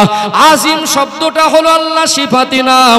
আপনার গ্রামে একটা পুকুর আছে, ওই পুকুরে কত লিটার পানি আছে মাপা যাবে, কিন্তু সাগর মহাসাগরে কত লিটার পানি আছে ওটা মাপা সম্ভব নয়। আজিম শব্দটা ওটাই যেটা মানুষ হিসাব করে মিলাতে পারবে না, হিসাবের বাইরে। আল্লাহ তার প্রিয় হাবিবের শানে ওই শব্দটাই ব্যবহার করেছেন, আমি আমার হাবিবের চরিত্রকে মহান চরিত্র করেছি। কোন নবী রাসূল ছোট থেকে বড় হয়েছেন, আল্লাহ একটা সময় তাদেরকে নবুয়ত দিয়েছেন, তারা কোনোদিন কাউকে গালি দেয়নি। কারণ আল্লাহ এই জন্য তাদের এই বৈশিষ্ট্য রেখেছিলেন, নবীদের চরিত্র পবিত্র ছিল। সাধারণ মানুষের মতো যদি গালাগালি দিয়ে বড় হতো, যখন সমাজের কাছে আল্লাহ দায়িত্ব দিতেন দিন প্রচারে গিয়ে বলতো আমি তোমাদের নবী, আল্লাহ আমাকে নবী হিসেবে প্রেরণ করেছেন, সমাজে কিছু রকচটা মানুষ বলতে এই তুই গালাগালি দিতিস, নবী হলি কবে? বলতো না? এই জন্য আল্লাহ প্রত্যেকটা নবীর চরিত্রকে পবিত্র করেছিলেন। কোন নবী ছোট থেকে তাদের ভিতরে এই যে চুরি অভ্যাস, গালাগালি করা, মানে ঝগড়াটে হওয়া, অশালীন বাক্য ব্যবহার করা, হিংসা করা, কারুর মাল আত্মসাৎ করা, কাউকে ক্ষতি করা, কাউকে অপমান করা, এই সমস্ত চরিত্রের উপর আঘাত আসে কি আসে না? বলুন, যে লোকটা চুরি করে তার চরিত্র ভালো বলবেন? যে লোকটা মহিলাকে কুনজরে দেখে তার চরিত্র ভালো বলবেন? যে লোকটা মিথ্যা কথা বলে তার চরিত্র ভালো বলবেন? আমরা এতগুলো মানুষ আছি বলতে পারবো জীবনে মিথ্যা বলিনি? আকীদা রাখতে হবে, কোন নবী, কোন রাসূল, কোন পয়গম্বর তারা মিথ্যার আশ্রয় নেয়নি। কথা ঠিক না বেটি? পার্থক্য আছে না নেই? আছে না নেই? আছে না? এখানে মিথ্যা বলি না, আমাদের বলার ক্ষমতা নেই। আমি হুজুরটা কি হয়েছে, আমারও এইরকম কনফিডেন্সের সঙ্গে আমি বলতে পারবো না যে আমি জীবনে একটা মিথ্যা বলবো। 500 টাকা দিলে ওকে মিথ্যা সাক্ষী দিয়ে দেয়। আছে না নেই? আছে না? কিছু কিছু ব্যবসায়ী আছে ওই ব্যবসার ক্ষেত্রে মিথ্যার আশ্রয়, মাল কিনেছে যে দামে, মিথ্যা কথা বিক্রি লাভের আশায় বলে আল্লাহর কিনে ভাই এই দামে কেন নেই, একটু বেশি করে বাড়িয়ে বলে কি বলে না। অতএব নবীদের ভিতরে আল্লাহ পাক এই বৈশিষ্ট্য রেখেছিলেন, প্রত্যেকটা নবী রাসূলের চরিত্রকে আল্লাহ পবিত্র রেখেছিলেন। বলুন, আমরা এতগুলো মানুষ এখানে বসেছি, বলতে পারবো জীবনে গালাগালি দেয়নি? বলতে পারবো? বলেন তো দেখি, গালাগালি দেয়নি? আমার নবী 63 বছরের জীবনে জবান মোবারক থেকে একটা অশালীন বাক্য, গালাগালি কোনো শব্দ এরকম ব্যবহার করেননি। গালাগালি তো গালাগালি, আমাদের কিছু মুরব্বী বাবা যাচ্ছে দাঁত পড়ে গেছে, গালাগালির বেগ শুনে মনে হবে লোকটা জোয়ান। কে আছে না নেই? কিছু কিছু জোয়ান যুবক আছে, এদের পোশাক আর চালচলন দেখে মনে হয় সম্ভ্রান্ত পরিবারের ছেলে। গালাগালি শুরু করলে শয়তানও লজ্জা পায়। সব গালাগালি বাংলার ডিকশনারিতে পাবেন না, হিন্দি, বাংলা, ইংরেজি সব পাইল করে চালায়। কিছু কিছু চাচিমার ভাবি আছে, কেউটে সাপের থেকে বিষ বেশি, গালাগালি শুরু করলে দমলায় না। তবে নবী মানুষ, জিন নয়, ফারিস্তা নয়, আমার আপনার মতো কোয়ালিটি কোয়ান্টিটির মানুষ নয়। আমার নবী জীবনটাকে আল্লাহ অসাধারণ করেছেন। জোরে বলুন সুবহানাল্লাহ। প্রত্যেকটা বিষয়ে সাধারণ মানুষের থেকে আল্লাহ ব্যতিক্রম করেছেন। তানার চোখ ছিল, নাক ছিল, তানার জীবন ছিল, তানার মানুষের মতো আকৃতির মানুষ জাতি ছিলেন, কিন্তু আমার আপনার মতো কোয়ালিটি কোয়ান্টিটির নয়। আল্লাহ তানার প্রত্যেকটা জিনিসকে সম্মানের ব্যতিক্রম উপযুক্ত মর্যাদা সম্পন্ন করেছিলেন। জোরে বলুন সুবহানাল্লাহ। ও ভাইজানেরা, সোনার মানিক যুবকেরা, আব্বারা মায়েরা, আর একটু ক্লিয়ার করে দেই, আপনাদের বুঝতে সহজ হয়ে যাবে। আল্লাহ দয়াময় কোরআন শরীফে আমার নবীর শানে আল্লাহ পাক স্পষ্ট করে বিশ্বের মানুষকে জানিয়ে দিলেন, কদ গফারাল্লাহু মা তাকদ্দামা মিন যামবিকা ওয়া মা তাআখার। আমার হাবিব, আমার দোস্ত, আমি আল্লাহ দয়াময় আপনার জীবনটা গুনাহ থেকে পবিত্র করেছি। মা তাকদ্দামা মিন যামবিকা ওয়া মা তাআখার। আপনি যে জীবনটা অতিবাহিত করেছেন, আপনার বিগত জীবনে কোনো গুনাহ নেই। আপনি আগামী যে জীবন অতিবাহিত করবেন, ওই জীবনে কোনো গুনাহ নেই। আমি আল্লাহ আপনার জীবনটা গুনাহ থেকে পবিত্র করেছি। কিয়ামত পর্যন্ত চেষ্টা করে আপনি পারবেন না যে আমি বলবো যে আমি নিষ্পাপ, বলা যাবে? নবী জীবন পবিত্র, গুনাহ থেকে পবিত্র, নিষ্পাপ, মাসুম। আল্লাহ এটা কোরআন শরীফে স্পষ্ট ঘোষণা করেছেন। পার্থক্য আছে না নেই? আছে না? ও ভাইজানেরা, সোনার মানিক যুবকেরা, আব্বারা মায়েরা, এক নাম্বার বৈশিষ্ট্য হলো নবীদের জীবন হয় পবিত্র। দুই নাম্বার বৈশিষ্ট্য, আল্লাহ দয়াময় যাদেরকে নবী রাসূল করেছিলেন, নবী রাসূলের কাছে ওহী আসে। আল্লাহ পাকের অসংখ্য গণিত লক্ষ লক্ষ কোটি কোটি ফারিস্তা মণ্ডলী আছে, এর ভিতরে চারজন প্রধান ফারিস্তা, এর মধ্যে অন্যতম হলেন হযরত জিবরাইল আলাইহিস সালাম। আর জিবরাইল সালামের মূল কাজ হলো, আল্লাহ পাক যখন প্রয়োজন মনে করেছেন কোন নবীর কাছে তানাকে কোনো বার্তা নিয়ে প্রেরণ করেছেন, বার্তারা বাহক আল্লাহর তরফ থেকে কোন নবীর কাছে কোনো বার্তা পৌঁছাবেন, সেই মাধ্যম হিসাবে আল্লাহ পাক জিবরাইল আলাইহিস সালামকে সৃষ্টি করেছেন। অতএব দুনিয়া জমিনে যারা নবী হয়ে এসেছিলেন, আল্লাহর সঙ্গে নবীদের একটা যোগাযোগ ছিল কি ছিল না? কখনো ডাইরেক্ট, কখনো ইনডাইরেক্ট। যাদের কাছে ওহী আসেনি তারা নবী নয়। অতএব সাধারণ মানুষ আর নবীদের মধ্যে পার্থক্য, সাধারণ মানুষের কাছে ওহী আসে না, আল্লাহ দয়াময় নবীদের কাছে ওহী প্রেরণ করেন। নবীদের সঙ্গে আল্লাহর সঙ্গে একটা স্পেশাল সম্পর্ক থাকে কি থাকে না? তিন নাম্বার বৈশিষ্ট্য, আল্লাহ দয়াময় যুগ যুগ ধরে নবী রাসূল পাঠিয়েছেন। কখনো কোনো পরিস্থিতির সম্মুখীন হয়েছে, সেই পরিস্থিতিতে তার উম্মতেরা, সেই জামানার মানুষেরা কঠিন প্রশ্নের সম্মুখীন করে দিয়েছে। আর আমার আল্লাহ নিদর্শন হিসাবে নবী যে সত্য আল্লাহর প্রেরিত পয়গম্বর, আমার আল্লাহ তাদের মাধ্যম থেকে অলৌকিক কিছু ঘটনা ঘটিয়ে থাকেন। শরীয়তের পরিভাষায় নবীদের জীবন থেকে অলৌকিক কোনো ঘটনা প্রকাশ পাওয়াকে মুজিজা বলা হয়। সাধারণ মানুষের ভিতরে মুজিজা থাকে না, নবীদের ভিতরে আল্লাহ দয়াময় মুজিজা দান করেন। আপনার বিবেক বুদ্ধি বিবেচনা করে দেখবেন, আমরা মানুষ, প্রত্যেকটা নবী মানুষ, আমার নবী মানুষ। তবে আমার আপনার মতো কোনোদিন সাধারণ মানুষের মতো যদি মিলিয়ে দেন, আমার নবী সম্পর্কে যদি সাধারণ মানুষকে যেমন মানুষ মনে করেন, ওই নজরে যদি দেখেন, ওই চাচা ভাইপোর মতো হালাত হয়ে যাবে। আপনার ধারণা অথবা আকীদা যদি পুরো সাধারণ মানুষের নজরে আমার নবীকে কেউ দেখে, ওর ঈমানের 12টা বেজে যাবে কি যাবে না? যাবে কি যাবে না? এজন্য সূক্ষ্ম কিছু আকীদা আমাদের জানা দরকার। আচ্ছা, আমরা মানুষ, আমাদের নবী মানুষ, প্রত্যেকটা নবী মানুষ। আমার আপনার মতো সাধারণ মানুষ তারা ছিলেন না। আমাদের জীবন আর তাদের জীবনের মধ্যে অনেকটাই পার্থক্য, ব্যতিক্রম, যেটাকে তুলনা করা শুধু বেয়াদবি নয়, চরম পর্যায়ের বেয়াদবি। কথা ঠিক না বেঠিক? আল্লাহ পাক কোন নবীকে একটা দুটো তিনটে মুজিজা দিয়েছেন। আমার রাসূলের শানে এক একজন ইমাম বর্ণনা করেছেন। ইমাম বাইহাকি হুজুর বলছেন, আমার রাসূলের 1000-এর অধিক মুজিজা। অন্য অন্য ইতিহাসের কিতাবে অন্য অন্য বর্ণনা এসেছে আমার নবীকে আল্লাহ পাক 3.5 থেকে 4,000 মুজিজা দান করেছিলেন। জোরে বলুন সুবহানাল্লাহ। ও ভাইজানেরা, সোনার মানিক যুবকেরা, আব্বারা মায়েরা, আল্লাহ পাক আমার নবীর সম্মান মাকাম মর্যাদাকে এত বেশি বানিয়েছেন। সব নবীকে আল্লাহ পাক মুজিজা দিলেন, আমার নবীকে একাকে তার থেকে আরো বেশি মুজিজা দিয়েছেন। কোন নবীকে আল্লাহ 2, 4, 3টে মুজিজা দিলেন, 5টা 7টা মুজিজা দিলেন। আমার নবীকে আমার আল্লাহ 3,500 থেকে কম বেশি 4,000-এর মতো মুজিজা দান করেছিলেন। জোরে বলুন সুবহানাল্লাহ।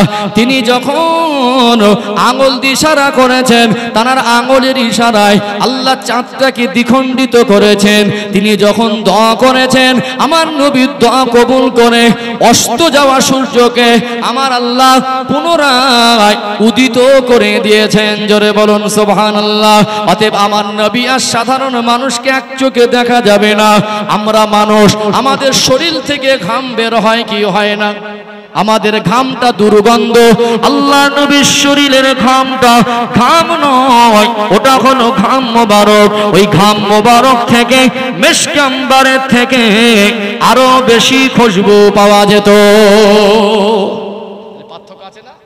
থুতু ফেলে দিয়ে একটা ভালো পরিষ্কার পাত্রে থুতুটা নিজে নিজে খাওয়া যাবে, নিজের থুতুর উপরে নিজের ঘৃণা না হয়। আল্লাহর নবী সাল্লাল্লাহু আলাইহি সাল্লাম থুতু মোবারক নিক্ষেপ করতেন, ওই থুতু মোবারক থেকেও মিশক আম্বারের খুশবু বের হতো। জোরে বলুন সুবহানাল্লাহ। আমার নবী হেঁটে যেতেন, সাহাবারা ওই রাস্তা দিয়ে গেলে অল্প সময়ের মধ্যে অনুভব করতেন যে এই যে একটা খুশবু পাওয়া যাচ্ছে, আমার মনে হয় আমার রাসূল বেশ কিছুক্ষণ আগে রাস্তা দিয়ে তিনি হেঁটে হেঁটে গেছেন। জোরে বলবেন না সুবহানাল্লাহ। কি রহমতের নবী, তারা হাতের ছোঁয়াতে আল্লাহ বরকত রেখেছিলেন। অতএব আমরা মাঝে মাঝে বলুন তো, একটু বিয়ে বাড়ি যাবে, প্রচন্ড রৌদ্র, গাড়ি এসে পৌঁছায়নি, গাছের তলায় চেয়ার নিয়ে বসে আছে, উপর থেকে পাখি পায়খানা করে দিয়েছে, গায়ে লেগে গেছে। এখন বিয়ে বাড়ি যাওয়ার জন্য সাজসজ্জা করার পরে একটা কাক যদি অনেকটা বেশি পরিমাণে পায়খানা জামাই করে দেয়, মেজাজ ঠিক থাকবে? কে আমাদের ইশারা চড়াই পাখি ওড়ে না, পাখি পায়খানা করে দেয়। আর আল্লাহর নবীকে দেখে দেখে কাকর পাথর পাহাড়গুলো, পশুগুলো আল্লাহর নবীকে দেখে দেখে সালাম দিতেন। জোরে বলবেন না। তাহলে কোয়ালিটি কোয়ান্টিটির মধ্যে পার্থক্য নেই। বলে দিচ্ছে নবী মরে গেছে, অবশ্যই নবীর ইন্তেকাল হয়েছে, তবে সাধারণ মানুষের সঙ্গে নবীকে তুলনা করলে ঈমান চলে যাওয়ার আশঙ্কা আছে। আছে না নেই? ও ভাইজানেরা, সোনার মানিক যুবকেরা, আব্বারা মায়েরা, আর একটা শুধু আপনাদের নতুন মুজিজার কথা শুনিয়ে দেই, তারপরে আমার নবীর জীবনের আর একটা সূক্ষ্ম বিষয় তুলে ধরব। হিজরতের সময় নবী আমার হযরত আবু বকর সিদ্দিক রাদিয়াল্লাহু আনহুকে সঙ্গে নিয়ে বেরিয়ে গিয়েছিলেন। 3 দিন 3 রাত গারে সুরে আল্লাহ নবী তিনি অবস্থান করেছিলেন। মক্কা থেকে মদিনার দূরত্ব রাস্তা হলো এভারেজ 400 কিলোমিটারের মতো, মরুভূমি আর পাহাড়। আল্লাহ নবী যে উটের পিঠে সওয়ার হয়েছিলেন, উটটার নাম হলো কাসওয়া। আল্লাহ নবী যখন হিজরত করেছিলেন, আমার নবীর বয়স ছিল 53 বছর। মক্কা মদিনায় যাওয়া কয়েকদিনের ব্যবধান, উটের পিঠে করে মরুভূমি এলাকা। নবী আমার ক্ষুধার্ত হয়ে গেলেন, পিপাসার্ত হয়ে গেলেন, ডাকলেন আবু বকর, ও আবু বকর, একটু খবর নিয়ে দেখো কোথাও যদি কোনো একটু খাদ্য বা পানি পাওয়া যায়। বেশ কিছুটা যাওয়ার পরে পাহাড়ি এলাকায় ছোট্ট একটা ঘর দেখতে পেল। আল্লাহ নবী বললেন, আবু বকর যান যান, ওই ঘরে গিয়ে কোনো খাদ্য বস্তু যদি পাওয়া যায় একটু বলে দেখেন। হযরত আবু বকর সিদ্দিক রাদিয়াল্লাহু আনহু গেলেন, গিয়ে বললেন, মা, সালাম দিয়ে ডাকলেন। ঘর থেকে একজন বৃদ্ধা মহিলা বেরিয়ে আসলেন। ও পথিক, ও আল্লাহর বান্দাকে আপনি কি চাই? বলল, ঘরে কি কোনো খাদ্য বস্তু আছে? ওই বুড়িমা বললেন, পথিককে খাওয়াতে আমি পছন্দ করি, তবে আজকে আমার বাড়িতে আপনাকে দেওয়ার মতো আমার বাড়ি অবশিষ্ট কিছু নেই। হযরত আবু বকর হুজুরের মনটা একটু খারাপ হয়ে গেল। নবী ক্ষুধার্ত, নবীর জন্য গেলেন, ঘরে কিছু নেই। আল্লাহ নবীর কাছে আসার পরে চেহারা একটু খারাপ। নবী বললেন, আবু বকর কি খবর? হুজুর ঘরেতে তেমন কিছু নেই। আল্লাহ নবী বললেন, কি জিজ্ঞাসা করেন, ঘরে যদি কোনো বকরি ছাগল থাকে একটু দুধ দহন করতাম। আবার পুনরায় আবু বকর হুজুর গিয়ে বললেন, মা, ঘরে কি কোনো বকরি ছাগল আছে? ওই বৃদ্ধা মহিলা ওই মাটা বলছেন আমার ঘরে একটা বকরি ছাগল আছে, আমার স্বামী ওই বকরি ছাগলটা অসুস্থ বলে ওকে নিয়ে যায়নি, হাঁটাচলা করতে পারে না বলে, বাকি বকরি ছাগলের পাল নিয়ে খাওয়াতে গেছে, এটা চলতে পারে না বলে অসুস্থ বলে ঘরে আছে, আর এখন দুধ দহনের একটা সময় থাকে, সেই সময়টাও এখন নয়। আল্লাহ নবীর কাছে আবার আসলেন, মনটা খারাপ। কি মন খারাপ কেন? হুজুর বকরিটা আছে অসুস্থ, ওই বকরি থেকে দুধ দহন করার উপযুক্ত সময় এখন নয়। নবী আমার বললেন আবু বকর বুড়িমাকে জিজ্ঞাসা করেন যদি অনুমতি দেয় ওই বকরি থেকেই দুধ দহন করব। বলুন সুবহানাল্লাহ। এসে বললেন বুড়িমা যদি অনুমতি দিতেন ওই বকরি থেকেই দুধ দহন করতাম। বুড়িমা বলছে আমি প্রতীককে খাওয়াতে পছন্দ করি, বললাম কিন্তু আপনার কি বিশ্বাস হয় না বকরিটা অসুস্থ? বললেন বুড়িমা আমার বিশ্বাস হয়েছে, আমার সঙ্গে আছেন আল্লাহর নবী, আপনি যদি বলেন তো দুধ দহন করব।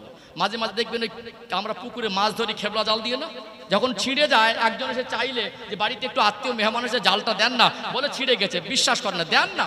ওইভাবে যখন বলে বিশ্বাস যদি না হয় তো নিয়ে যাও। এখন বুড়িমা বললো যদি আমার কথা বিশ্বাস না হয় যদি চেষ্টা করে দেখো দুধ হয় কি। এসে আল্লাহর নবী উটের থেকে নামলেন, আবু বকর হুজুরের বকরি ছাগলটাকে বার করলেন, বুড়িমাকে বললেন একটা পাত্র দেন, ছোট পাত্র দিচ্ছে। বুড়িমাকে বলেন ছোট পাত্র, বড় দেন। বুড়িমা রেগে রেগে একটা বড় পাত্র দিলেন, আল্লাহর নবীর কাছে সামনে রাখা হলো। নবী আমার নুরানি হাত মোবারক দিয়ে ছাগলের গায়ে হাত বোলালেন, দোয়া করলেন, ওই বকরি ছাগল থেকে বড় পাত্রটা দুধ দহন করে ভরে গেল। জোরে বলুন সুবহানাল্লাহ।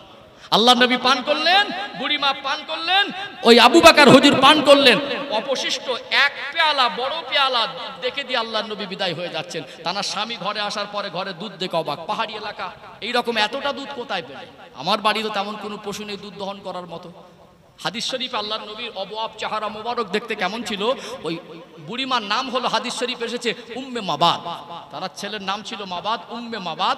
উম্মে মাবাদ বলছে, ওই বুড়িমা বলছেন আমি আমার নবীকে দেখেছি, এত সুন্দর চেহারার মানুষ আমি দেখিনি। তার বর্ণনাটা হাদিস শরীফে হুবাহু তুলে দিয়েছে আল্লাহর নবীর অবয়াবটা। অতএব এই উম্মে মাবাদের ঘরে অসুস্থ বকরির গায়ে নবী আমার শুধু একটু হাতের ছোঁয়া লাগালেন, আল্লাহ সুস্থ সবল করে দিয়েছে। শুধু এমন নয়, ওটাকে দুধ দহনের উপযুক্ত বানিয়ে দিয়েছিলেন। বলুন সুবহানাল্লাহ।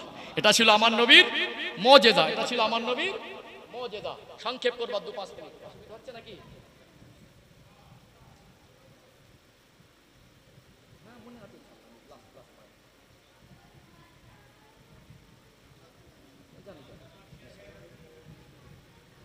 অসুবিধা নেই, 11:30 শেষ করতে বলেছেন, 11:30 আগে শেষ করে দেবো, অসুবিধা নেই। তো আমার লাস্ট পয়েন্ট একটা আছে, আমার তো একটা টাইমের ব্যাপার থাকে, যে টাইমে আমি যাব টাইমের ব্যতিক্রম চলবো না, হিসাব করে চলাটাই দরকার নাকি? হিসাব করে চলাটাই আলোচনা, বুঝতে পারছেন তো? লাস্ট পয়েন্ট সম্মানিত ভাইরা একটু গুরুত্বপূর্ণ। অতএব কটা? 10:30 10:30 নাই তো নাকি? কটা বাজে? 11টার মধ্যে। 10:30টার মধ্যে আমি বায়ান শেষ করে 11টার দিকে দেওয়া যাবো ইনশাল্লাহ। যাই হোক সম্মানিত ভাইরা, লাস্ট পয়েন্ট, আপনারা জ্ঞানীগুণী মানুষ, বলুন আমাদের জ্ঞান আর সাধারণ মানুষের জ্ঞান আর নবীদের জ্ঞানকে এক পাল্লা তোলা যাবে? তোলা যাবে? আমরা কি করে শিখেছি? পড়ে শিখেছি, দেখে শিখেছি, শুনে শিখেছি, তাই তো নাকি? প্র্যাকটিক্যালে কিছু করে শিখেছি, কিছু কর্ম আমরা করে শিখেছি, প্র্যাকটিক্যালে দেখে শিখেছি, শুনে শিখেছি, পড়ে শিখেছি, আর কিছু পড়ে শিখেছি। সাধারণ মানুষের জ্ঞান আর নবীদের জ্ঞান এক নয়। আল্লাহ পাক নবীদেরকে আল্লাহ প্রদত্ত ওহির জ্ঞান দান করেন। জোরে বলুন সুবহানাল্লাহ। ও ভাইজানেরা, সোনার মানিক যুবকেরা, আব্বারা মায়েরা, দুনিয়ায় যত নবী রাসূল এসেছিলেন, আল্লাহ পাক যে জামানায় যে নবীকে পাঠিয়েছিলেন ওই নবীর থেকে তার উম্মতের জ্ঞান কোনোদিন বেশি হবে না। আল্লাহ পাক আমার আপনার নবীকে দুনিয়ায় পাঠালেন আজ থেকে 1400 বছর আগে। এটা যদি 1446 হিজরি হয়, আমার নবীর ওফাত হলো 10ম হিজরির পরে 11তম হিজরিতে। আজ 1446 থেকে 11 যদি বাদ দেন 1435 বছর হলো আমার নবীর ওফাত হলো। নবী আমার দুনিয়া ওফাত গ্রহণের পরে যতদিন যাচ্ছে মানুষ উন্নত হচ্ছে কি হয় না? রকেট আবিষ্কার হলো, কম্পিউটার আবিষ্কার হলো, ইন্টারনেট আবিষ্কার হলো, আজকে চিকিৎসা বিজ্ঞান অনেক উন্নত। আজকে দুনিয়ার মানুষ চাঁদে মঙ্গল গ্রহে চলে যাচ্ছে। আজকে দুনিয়ার মানুষ একটা জায়গা থেকে আরেকটা জায়গায় বসে বসে মোবাইলের মাধ্যমে কথা বলছে। আজকে মানুষ মনে করছে উন্নত হয়ে হয়েছি। জেনে রাখবেন, এটা মগজে ঢুকিয়ে নেন, কিয়ামত পর্যন্ত মানুষ যত বেশি উন্নত হোক, আমার নবীর থেকে উম্মতের জ্ঞান কোনোদিন বেশি হবে না। বেশি হবে? কোনোদিন বেশি হবে না। দুনিয়ার সবথেকে 2024 সালের বড় ডক্টর, ওই ডক্টরের থেকে আমার নবী বড় ডক্টর ছিলেন। দুনিয়ার বৈজ্ঞানিকের জ্ঞান, আমার নবীর থেকে বড় বৈজ্ঞানিক কিয়ামত পর্যন্ত জন্ম হবে না। আমার নবী পৃথিবীর সেরা দার্শনিক, আমার নবী পৃথিবীর সেরা বৈজ্ঞানিক, আমার নবী পৃথিবীর সেরা রাষ্ট্রনায়ক, আমার নবী পৃথিবীর সেরা মহামানব। আমার নবীকে আল্লাহ পাক যে জ্ঞান দান করেছিলেন, পৃথিবীর মানুষ কিয়ামত পর্যন্ত যত উন্নতির শিখরে পৌঁছে যাক, আমার নবীর থেকে বেশি জ্ঞান অর্জন করা সম্ভব হবে না। আর যদি কোনো কারণে নবীর থেকে মানুষের সাধারণ মানুষের জ্ঞান বেশি হয়, ওই মানুষটা নবীকে নবী বলে মানতে তার কষ্ট হবে কি হবে না? কষ্ট হবে না? অনেক শিক্ষিত মানুষ, যোগ্য মানুষ, একটা মূর্খ মানুষকে নেতা বলে মানতে কষ্ট হয়। তুই মানতে পারিস, ও আমার চোখে নেতা নয়। তাহলে আল্লাহ পাক সেই কোয়ালিটি কোয়ান্টিটি আমার নবীর ভিতরে দিয়েছিলেন না? দেন। একটু তার জীবনের চমৎকার কিছু তথ্য তুলে ধরি, তাহলে আর একটু ক্লিয়ার হবে। শুধু মুখেতে এক কথায় বলে দিলে হবে না, সেটা প্রমাণও দেওয়া দরকার আছে। আছে না নেই? সম্মানিত ভাইয়েরা, আল্লাহ পাক তার প্রিয় হাবিবকে তিনি এমন ভাবে বড় করলেন, দুনিয়ার কোন স্কুলে, কলেজ, ইউনিভার্সিটিতে, দুনিয়ার কোন বিদ্যালয়ে, কোন শিক্ষাবিদের কাছে আল্লাহ তাআলাকে শিক্ষা অর্জন করায়নি। আল্লাহ পাক চাইলে বিভিন্ন প্রসেসে, বিভিন্ন মাধ্যমে তার রাসূলকে দুনিয়ার সবথেকে বড় শিক্ষাবিদের কাছে পাঠাতে পারতেন না। কিন্তু আমার রাসূলের দুনিয়ার কোনো শিক্ষক ছিল না, বরং নবী নিজে বলেছেন, আনা বুইস্তু মুআল্লিমান, আল্লাহ পাক আমাকে বিশ্ববাসীর জন্য শিক্ষক করেছেন। আজকে কেন শিক্ষকের কাছে আল্লাহ পাক তার হাবিবকে শিক্ষা গ্রহণ করায়নি? এর গবেষণা তথ্য আপনারা অবাক হয়ে যাবেন। আমরা ছোটবেলায় নিজের জীবন নিয়ে একটু অ্যানালাইজ করুন। স্কুলে ছোটবেলায় পড়েছি, অনেক সময় পড়া হয়নি, মাস্টাররা ধমক দিয়েছে না দেয়নি? দিয়েছে না? পাশ থেকে একটা বাচ্চাকে বলেছে, এই ওর কানটা ধরে মলে দে, তো কান মোলা দিচ্ছে, চোখ থেকে টপ টপ করে পানি ছাড়ছে। মাস্টার উঠে ধমক, যাই পড়া হয়নি কেন? মাস্টার বলেছে হাতটা দে। মাস্টার কখনো চট চাপট মেরেছে, কখনো কান ধরে উঠবোস করিয়েছে, কখনো হাতে ছড়ি দিয়ে মেরেছে। আল্লাহর হাবিবকে দুনিয়ার মানুষ ধমক দেবে, দুনিয়ার মানুষ চোখ দেখাবে, দুনিয়ার মানুষ তাকে নিয়ে ছোট বড় বলবে। আমার আল্লাহ এটা চাননি। আল্লাহর হাবিবকে আল্লাহ পাক আল্লাহ প্রদত্ত জ্ঞান দিয়ে জ্ঞানান্বিত করেছিলেন। জোরে বলুন সুবহানাল্লাহ। সম্মানিত ভাইরা, দেখবেন আরেকটা তথ্য আপনাদেরকে বলি। আমরা দেখবেন একটা সময় লেখাপড়া শিখেছে একটা মানুষ, বর্ণ পরিচয়টা পড়েছে প্রাইমারি স্কুলে একজন মাস্টারের কাছে, প্রাইমারি স্কুলের একজন মাস্টারের কাছে। ওই ছেলেটা ভবিষ্যতে গিয়ে একটা সময় সুপ্রিম কোর্টের বিচারপতি। তাহলে এই চাকরির থেকে ওই চাকরির মানটা অনেক ঊর্ধ্বে এবং সম্মানের। তারপরেও মানবতায় ওই সুপ্রিম কোর্টের বিচারপতির সামনে যদি প্রাইমারি স্কুলের টিচারে যদি পড়ে যায়, তাও সব মানবতায় বলতে হয়, স্যার ভালো আছেন, বলতে হয় কি হয় না? আবার অনেক সময় যখন একটা ছাত্র বড় হয়, কোনো উচ্চপদস্থ চাকরিজীবী হয়, যখন সফলতা পায়, তখন আমরা গর্ব করে বলি, ওটা আমার ছাত্র। কি বলি? ওটা আমার ছাত্র। আল্লাহর হাবিবকে আল্লাহ পাক 40 বছর বয়সে নবুয়ত দেবেন। গোটা বিশ্বের মানুষের কাছে শুধু নয়, আল্লাহ পাক সৃষ্টি জগতে তানাকে সম্মানিত করেছেন। কেউ গর্ব করে বলবে, আমার কাছে পড়তো, আমি পড়িয়েছিলাম, আমার ছাত্র। এই সুযোগ আল্লাহ পৃথিবীর কাউকে দেয়নি, বরং আমার আল্লাহ আমার হাবিবকে, আমাদের নবীকে বিশ্ববাসীর শিক্ষক হিসেবেই প্রতিষ্ঠিত করেছেন। জোরে বলুন সুবহানাল্লাহ। আল্লাহ নবী সাল্লাল্লাহু আলাইহি সাল্লাম, তিনি আজকে চিকিৎসা বিজ্ঞান কত উন্নত, আজ দুনিয়ার বড় বড় ডক্টর। আমার নবী তো স্কুল, কলেজ, ইউনিভার্সিটিতে পড়েনি। তাহলে এই ডক্টরটাকে যখন বলা হবে আপনি কলেমা পড়েন, ওই মানুষটাকে আপনার জীবনের নেতা হিসেবে মেনে নিতে হবে। ওই মানুষের আদর্শে আপনাকে আদর্শিত হতে হবে, ওই মহামানবের আদর্শ কথা মতো চলতে হবে। এই ডক্টরটা তখন ইতস্ত বোধ করবে, তিনি স্কুল কলেজে পড়িনি, আমি তানাকে কেন তা বলে মানবো? কিন্তু আল্লাহ বুঝিয়ে দিলেন আজকে চিকিৎসা বিজ্ঞান কত উন্নত। আজকে একটা মানুষের চোখ নিয়ে আর একটা মানুষের চোখের জায়গায় লাগিয়ে দেওয়ার পর ওই চোখ দিয়ে দেখতে পাচ্ছে। একটা মানুষের কিডনি নিয়ে আর একটা মানুষের কিডনিতে কাছে স্থাপন করা হচ্ছে। একটা মানুষের হার্ট দিয়ে আর একটা মানুষের হার্টে লাগানো হচ্ছে। আজকে চিকিৎসা বিজ্ঞান কত উন্নত, আজকে মানুষ অবাক হয়ে যাচ্ছে যে আজকে মানুষের দ্বারা কত কি সম্ভব হচ্ছে। কথা ঠিক না বেঠিক? তারপরে বলবেন আজকে চিকিৎসা বিজ্ঞান যতই উন্নত হোক, এটা ভেবে দেখেছেন ডক্টরের কাছে গেলে আগে আপনাকে চলে যেতে হবে কোথাও কোনো টেস্ট করতে, ন্যায় ইউএসজি করে এসো, ন্যায় ব্লাডের অমুক গ্রুপটা টেস্ট করে এসো। এখন ডাইরেক্ট ঘাটে ঘাটে একটা রিপোর্ট করতে দেয় কি দেয় না? যে সময় ল্যাবরেটরির জন্ম হয়নি, যে সময় চিকিৎসা বিজ্ঞানের জন্ম হয়নি, যে সময় চিকিৎসা বিজ্ঞানের বাপদাদা 14 পুরুষের জন্ম হয়নি, সর্বকালের সর্বযুগের সর্বশ্রেষ্ঠ মহামানব আমার প্রিয় নবী সেই সময় পৃথিবীর মানুষকে চিকিৎসার তথ্য দিয়েছে। জোরে বলুন সুবহানাল্লাহ। সাহাবায়ে কেরামেরা আমার নবীর কাছে গিয়ে জিজ্ঞাসা করেছেন, ইয়া রাসূলুল্লাহ, একটা পাত্রে যদি কুকুরে মুখ দেয়, ওই পাত্রটা আমরা কিভাবে, কোন পন্থায় ধৌত করব? এখন তো ভিক্টোরিয়া জীবাণুগুলো খালি চোখে দেখা যায় না। কুকুরের এটোর ভিতরে যে জীবাণু থাকে, ওই জীবাণু মুক্ত হবে কতবার ধৌত করলে? আজকের চিকিৎসা বিজ্ঞান অবাক। আল্লাহর নবী সাল্লাল্লাহু আলাইহি সাল্লাম 1400 বছর আগে তথ্য দিলেন সাহাবায়ে কেরামেরা মাটি দিয়ে 7 বার ধৌত করো। আল্লাহর নবীর 63 বছরের জীবনের কোনো কথা মিথ্যা নয়। আল্লাহর নবীর কথাটা কথা না, ওটা হাদিস শরীফে পরিণত হয়ে যায়। আজকে এই কথা নিয়ে গবেষণা করছে, আজকে এই কথা নিয়ে পৃথিবীর চিকিৎসা বিজ্ঞান অবাক হয়ে গেছে। যে মানুষটা স্কুলে যায়নি, যে মানুষটা দুনিয়ার কোনো বিদ্যালয়ে পড়েনি, যে মানুষটা দুনিয়ার কোনো শিক্ষাবিদের কাছে কোনো দিনের জন্য বসেনি, সেই মানুষটা এত নিখুঁত তথ্য দেয় কি করে? কথাটা কতটা সত্য বারবার পৃথিবীর বড় বড় ল্যাবরেটরিতে দিয়ে পরীক্ষা নিরীক্ষা করে দেখা গেছে 3 বার 4 বার 6 বার করে ধৌত করেছে, মাটি দিয়ে জীবাণুমুক্ত হয়নি। কুকুরকে খাইয়ে ওই পাত্রটা মাটি দিয়ে 7 বার ধৌত করার পরে প্রত্যেকটা বারে দেখা গেছে ওই পাত্রটা জীবাণুমুক্ত হয়েছে। জোরে বলুন সুবহানাল্লাহ। চিকিৎসা বিজ্ঞান অবাক। এই মানুষটা যে এত নিখুঁতভাবে আজ থেকে 1400 বছর আগে এত সুন্দর কথা বলে গেছেন, এটা দুনিয়ার সাধারণ কোনো মানুষের জ্ঞান নয়, এটা আল্লাহ প্রদত্ত জ্ঞান। আর এইরকম নিখুঁতভাবে দুনিয়ার সাধারণ মানুষের ক্ষেত্রে বলা সম্ভব নয়। তিনি যে অসাধারণ মানুষ ছিলেন, তিনি যে আল্লাহর প্রেরিত পয়গম্বর ছিলেন, তিনি যে সৃষ্টি জগতের মধ্যে শ্রেষ্ঠ ছিলেন, সেটা তার প্রমাণ তার কথার দ্বারা হয়ে যায়। জোরে বলুন সুবহানাল্লাহ। সম্মানিত ভাইরা, মানুষ একটু টাকা পয়সা হলো, উন্নত হলো, বিমান আবিষ্কার করলো, এক দেশ থেকে আরেক দেশে যেতে লাগলো, মানুষ চেয়ার টেবিলে খাওয়াটাকে ফ্যাশন মনে করলো।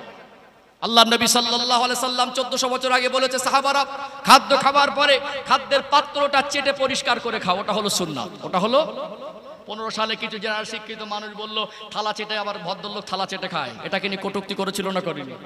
এখন অনেকে করে কি করে না, ভালো পরিবেশে গিয়ে আসলে ওটা তো ভালো না।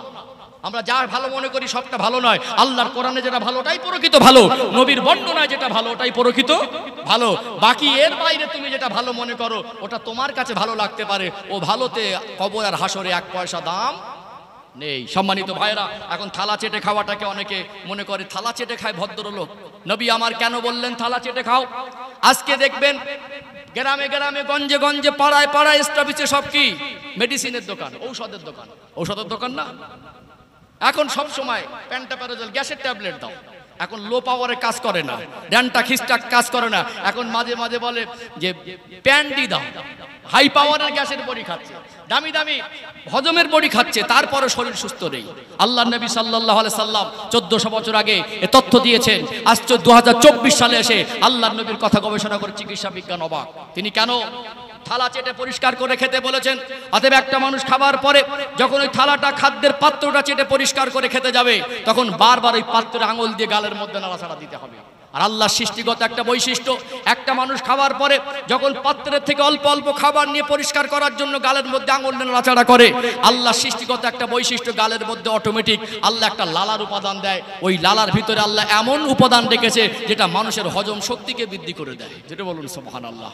অতএব চিকিৎসা বিজ্ঞান অবাক হয়ে গেছে যে এই যে মানুষটা কোনো শিক্ষাবিদের কাছে, স্কুল কলেজ ইউনিভার্সিটিতে যায়নি, এত গভীর তথ্য একটা সাধারণ মানুষের দ্বারা দেওয়া সম্ভব নয়। অতএব নচেত এখানে আপনাকে মাথায় গেঁথে রাখতে হবে, আল্লাহর হাবিবকে আল্লাহ যে জ্ঞান দিয়েছিলেন, আল্লাহ পাক আমার নবীকে যে জ্ঞানে জ্ঞানান্বিত করেছিলেন, পৃথিবীর চিকিৎসা বিজ্ঞান কিয়ামত পর্যন্ত যত উন্নতি শিখরে পৌঁছে যাক, আমার নবীর থেকে কোনো উম্মতের জ্ঞান বেশি হওয়া সম্ভব নয়, ইম্পসিবল, কখনো সম্ভব। সম্মানিত ভাইরা, আল্লাহর নবী সাল্লাল্লাহু আলাইহি সাল্লাম 1400 বছর আগে বলেছে মানুষ মারা গেলে মানুষকে বড়ই পাতা, কুল পাতা পানি গরম করে গোসল দাও। এত গাছ গাছালি লতা পাতা আছে, নবী কেন কুল পাতার কথা বললেন? আজকে এটাকে নিয়ে গবেষণা করে বলছে কুল পাতাকে গরম করলে কুল পাতার ভিতরে অ্যান্টিসেপ্টিক পরিমাণ বেশি, একটা মাইয়েতকে গোসল দিলে তার শরীরটা অতি সহজে পরিষ্কার করা যায়। যেটা বলুন সুবহানাল্লাহ। সম্মানিত ভাইরা, আজকে দেখবেন বিজ্ঞানকে মানুষ প্রাধান্য দেয়। বিজ্ঞান যদি কোনো ভবিষ্যৎবাণী আর কথা বলে, জেনারেল শিক্ষিত কিছু মানুষ, আমার কিছু জেনারেল শিক্ষিত যুবক ভাইরা, সায়েন্স পড়া ছেলেপুলে বলে ও হুজুররা বাংলা জানে না, জেনারেল শিক্ষায় বিজ্ঞান যে কথা বলে তথ্য গবেষণা করে বলে। অবশ্যই বিজ্ঞানের গবেষণাকে সাধুবাদ দেই, অবশ্যই বিজ্ঞানকে সম্মানের চোখে দেখি, তবে ভবিষ্যৎবাণী বিজ্ঞানের করার ক্ষমতা ওরা অনুমান করে বলতে পারে, হতে পারে। আজ থেকে কয়েক বছর আগের কথা আপনারা অনেকে জানেন, নিউজ চ্যানেল অনেকে ছেপেছিল 2022 সালে পৃথিবী ধ্বংস হবে, বলেছিল না? বলেছিল না? আজকে দুনিয়ার মানুষ স্বীকার করেছে পৃথিবী ধ্বংস হবে, কিন্তু কবে হবে আল্লাহ পাক ছাড়া কেউ জানেন না। অতএব আল্লাহর নবী সাল্লাল্লাহু আলাইহি সাল্লাম যে পৃথিবী ধ্বংস সম্পর্কে যে হাদিস বর্ণনা করেছে, আল্লাহর নবী সাল্লাল্লাহু আলাইহি সাল্লাম জবান মোবারক থেকে যে কথাগুলো বলেছে, আমার নবীর ভবিষ্যৎবাণী আল্লাহ যেটা নবীর দ্বারা করিয়েছেন, এগুলো পরিপূর্ণ না হওয়া পর্যন্ত দুনিয়ার বিজ্ঞান 1000 বার যদি বলে কিয়ামত হবে, কখনো পৃথিবী ধ্বংস হবে না। অতএব আমার নবী যে দুনিয়া ধ্বংসের আলামত বলেছেন সেগুলো প্রত্যেকটা মানুষ অঙ্কে অঙ্কে মিল পাচ্ছে কি পায় না। দুনিয়ার বিজ্ঞানের দেওয়া তথ্য ভুল হতে পারে, আমার নবী যে তথ্য দিয়েছে এই তথ্য এতটা নিখুঁত আর মজবুত, পৃথিবীর দুনিয়ার মানুষ কিয়ামত পর্যন্ত ভুল প্রমাণ করার ক্ষমতা কারোর। মানুষ আজকে মঙ্গল গ্রহের চাঁদ থেকে তথ্য আনছে না। আজকে দুনিয়ার মানুষের ক্ষমতার দৌড় চাঁদে আর মঙ্গল গ্রহে হতে পারে, প্রথম আসমান টপকানোর ক্ষমতা নেই। যারা গবেষণা করছে ইসলামকে নিয়ে, ইসলামের দৃষ্টিকোণ থেকে একটা আসমান থেকে আর একটা আসমানের দূরত্ব দুনিয়ার 500 বছরের রাস্তার সমান। কত বছরের? আল্লাহ তার প্রিয় হাবিবকে প্রথম আসমান থেকে দ্বিতীয়, দ্বিতীয় থেকে তৃতীয়, তৃতীয় থেকে চতুর্থ, চতুর্থ থেকে পঞ্চম, পঞ্চম থেকে ষষ্ঠম থেকে সপ্তম, আল্লাহর আরশে আজিম, সিদরাতুল মুনতাহা, লা মাকান, স্বয়ং আল্লাহ পাক সপ্তম আসমানের জ্ঞান শুধু আল্লাহ পাক তাকে দেননি, আল্লাহ সচক্ষে আমার হাবিবকে দেখিয়েছেন। জোরে বলুন সুবহানাল্লাহ। দুনিয়ার বিজ্ঞান যতই গবেষণা করুক, দুনিয়ার বিজ্ঞানের জ্ঞান আর গবেষণা আর আবিষ্কার যতই উন্নত হোক, আল্লাহর হাবিবকে আল্লাহ পাক যে তথ্য দেখিয়েছেন আর আল্লাহর হাবিবকে যে জ্ঞানে জ্ঞানান্বিত করেছেন, দুনিয়ার বিজ্ঞান কোনোদিন আমার নবীর থেকে বেশি জ্ঞানী হতে পারবে না। অতএব কোনোদিন কোন নবীর থেকে উম্মতের জ্ঞান বেশি হয় না। কপাল ফাটা মাথা মোটা, তোমার মাথায় শয়তানে পেশাব করে দিল, বলতে বলতে সব কাজে মাতব্বারি করতে গিয়ে নবীকে সাধারণ মানুষের সঙ্গে তুলনা করে দিলে তোমার ইমানের 12টা বেজে যাবে। কথা ঠিক না বেঠিক? সম্মানিত ভাইরা, এই জন্য আমাদের আকীদা ঠিক হওয়া দরকার, আকীদা ঠিক হওয়া দরকার। নবী মরে গেছে, অবশ্যই নবীর ইন্তেকাল হয়েছে, এটা আমরা স্বীকার করি, কিন্তু তোমার বাবার কবর আর নবীর কবরকে এক চোখে দেখো না। আল্লাহর কোরআন খুলে দেখবেন, আল্লাহর কোরআনে আল্লাহ পাক বলছেন, ওয়ালা তাকুলু লিমান ইউকতালু ফি সাবিলিল্লাহি আমওয়াত, ফি সাবিলিল্লাহি আমওয়াত, যারা আমি আল্লাহর রাস্তায় জান কুরবান করে শহীদ হয়েছে ওদেরকে তোমরা মরা বলো না, বাল আহইয়া, আমি আল্লাহ বলছি ওরা জীবিত। অপরাধ আল্লাহ বলছেন বাল আহইয়াউন ইনদা রাব্বিহিম ইরযাকুন, শুধু জীবিত নয় আমি আল্লাহ ওদের রিজিকও দান করি। যেটা বলুন সুবহানাল্লাহ। নবীকে মেনে, নবীর মহব্বতে জান কুরবান করে, নবীর কথা মতো জীবন উৎসর্গ করে তারা শহীদ হয়েছে, আল্লাহ তাদের মরা বলতে নিষেধ করেছেন। আর সাধারণ মানুষ আর নবীকে মরা বলে এক পাল্লা তুলে দিচ্ছেন, কোন লজ্জায়? এই জন্য আমরা আমাদের নবীকে হায়াতুন নবী বলি। কি নবী বলি? অতএব নবীর ইন্তেকাল হয়েছে, কবর জগতে আল্লাহ পাক প্রত্যেকটা নবীকে জীবিত রেখেছেন। আমরা সাধারণ মানুষের মরে গেলে কবরস্থ করার পরে পচে যায়, নবী সোনার জবানে বলেছেন, ইন্নাল্লাহা হাররামা আলাল আরদি আন তাকুলা আজসাদাল আম্বিয়া, পৃথিবীতে যত নবী রাসূল এসেছিলেন, যে নবীকে যেখানেই কবরস্থ করা হয়েছে, পৃথিবীর কোনায় কোনায় নবীদের মাজার যেখানেই আছে, কোন নবীর লাশ কিয়ামত পর্যন্ত দুনিয়ার মাটি ভক্ষণ করতে পারবে না। অতএব নবীরা কবরে শুধু জীবিত নয়, নবীরা কবরে নামাজ আদায় করে। জোরে বলুন সুবহানাল্লাহ।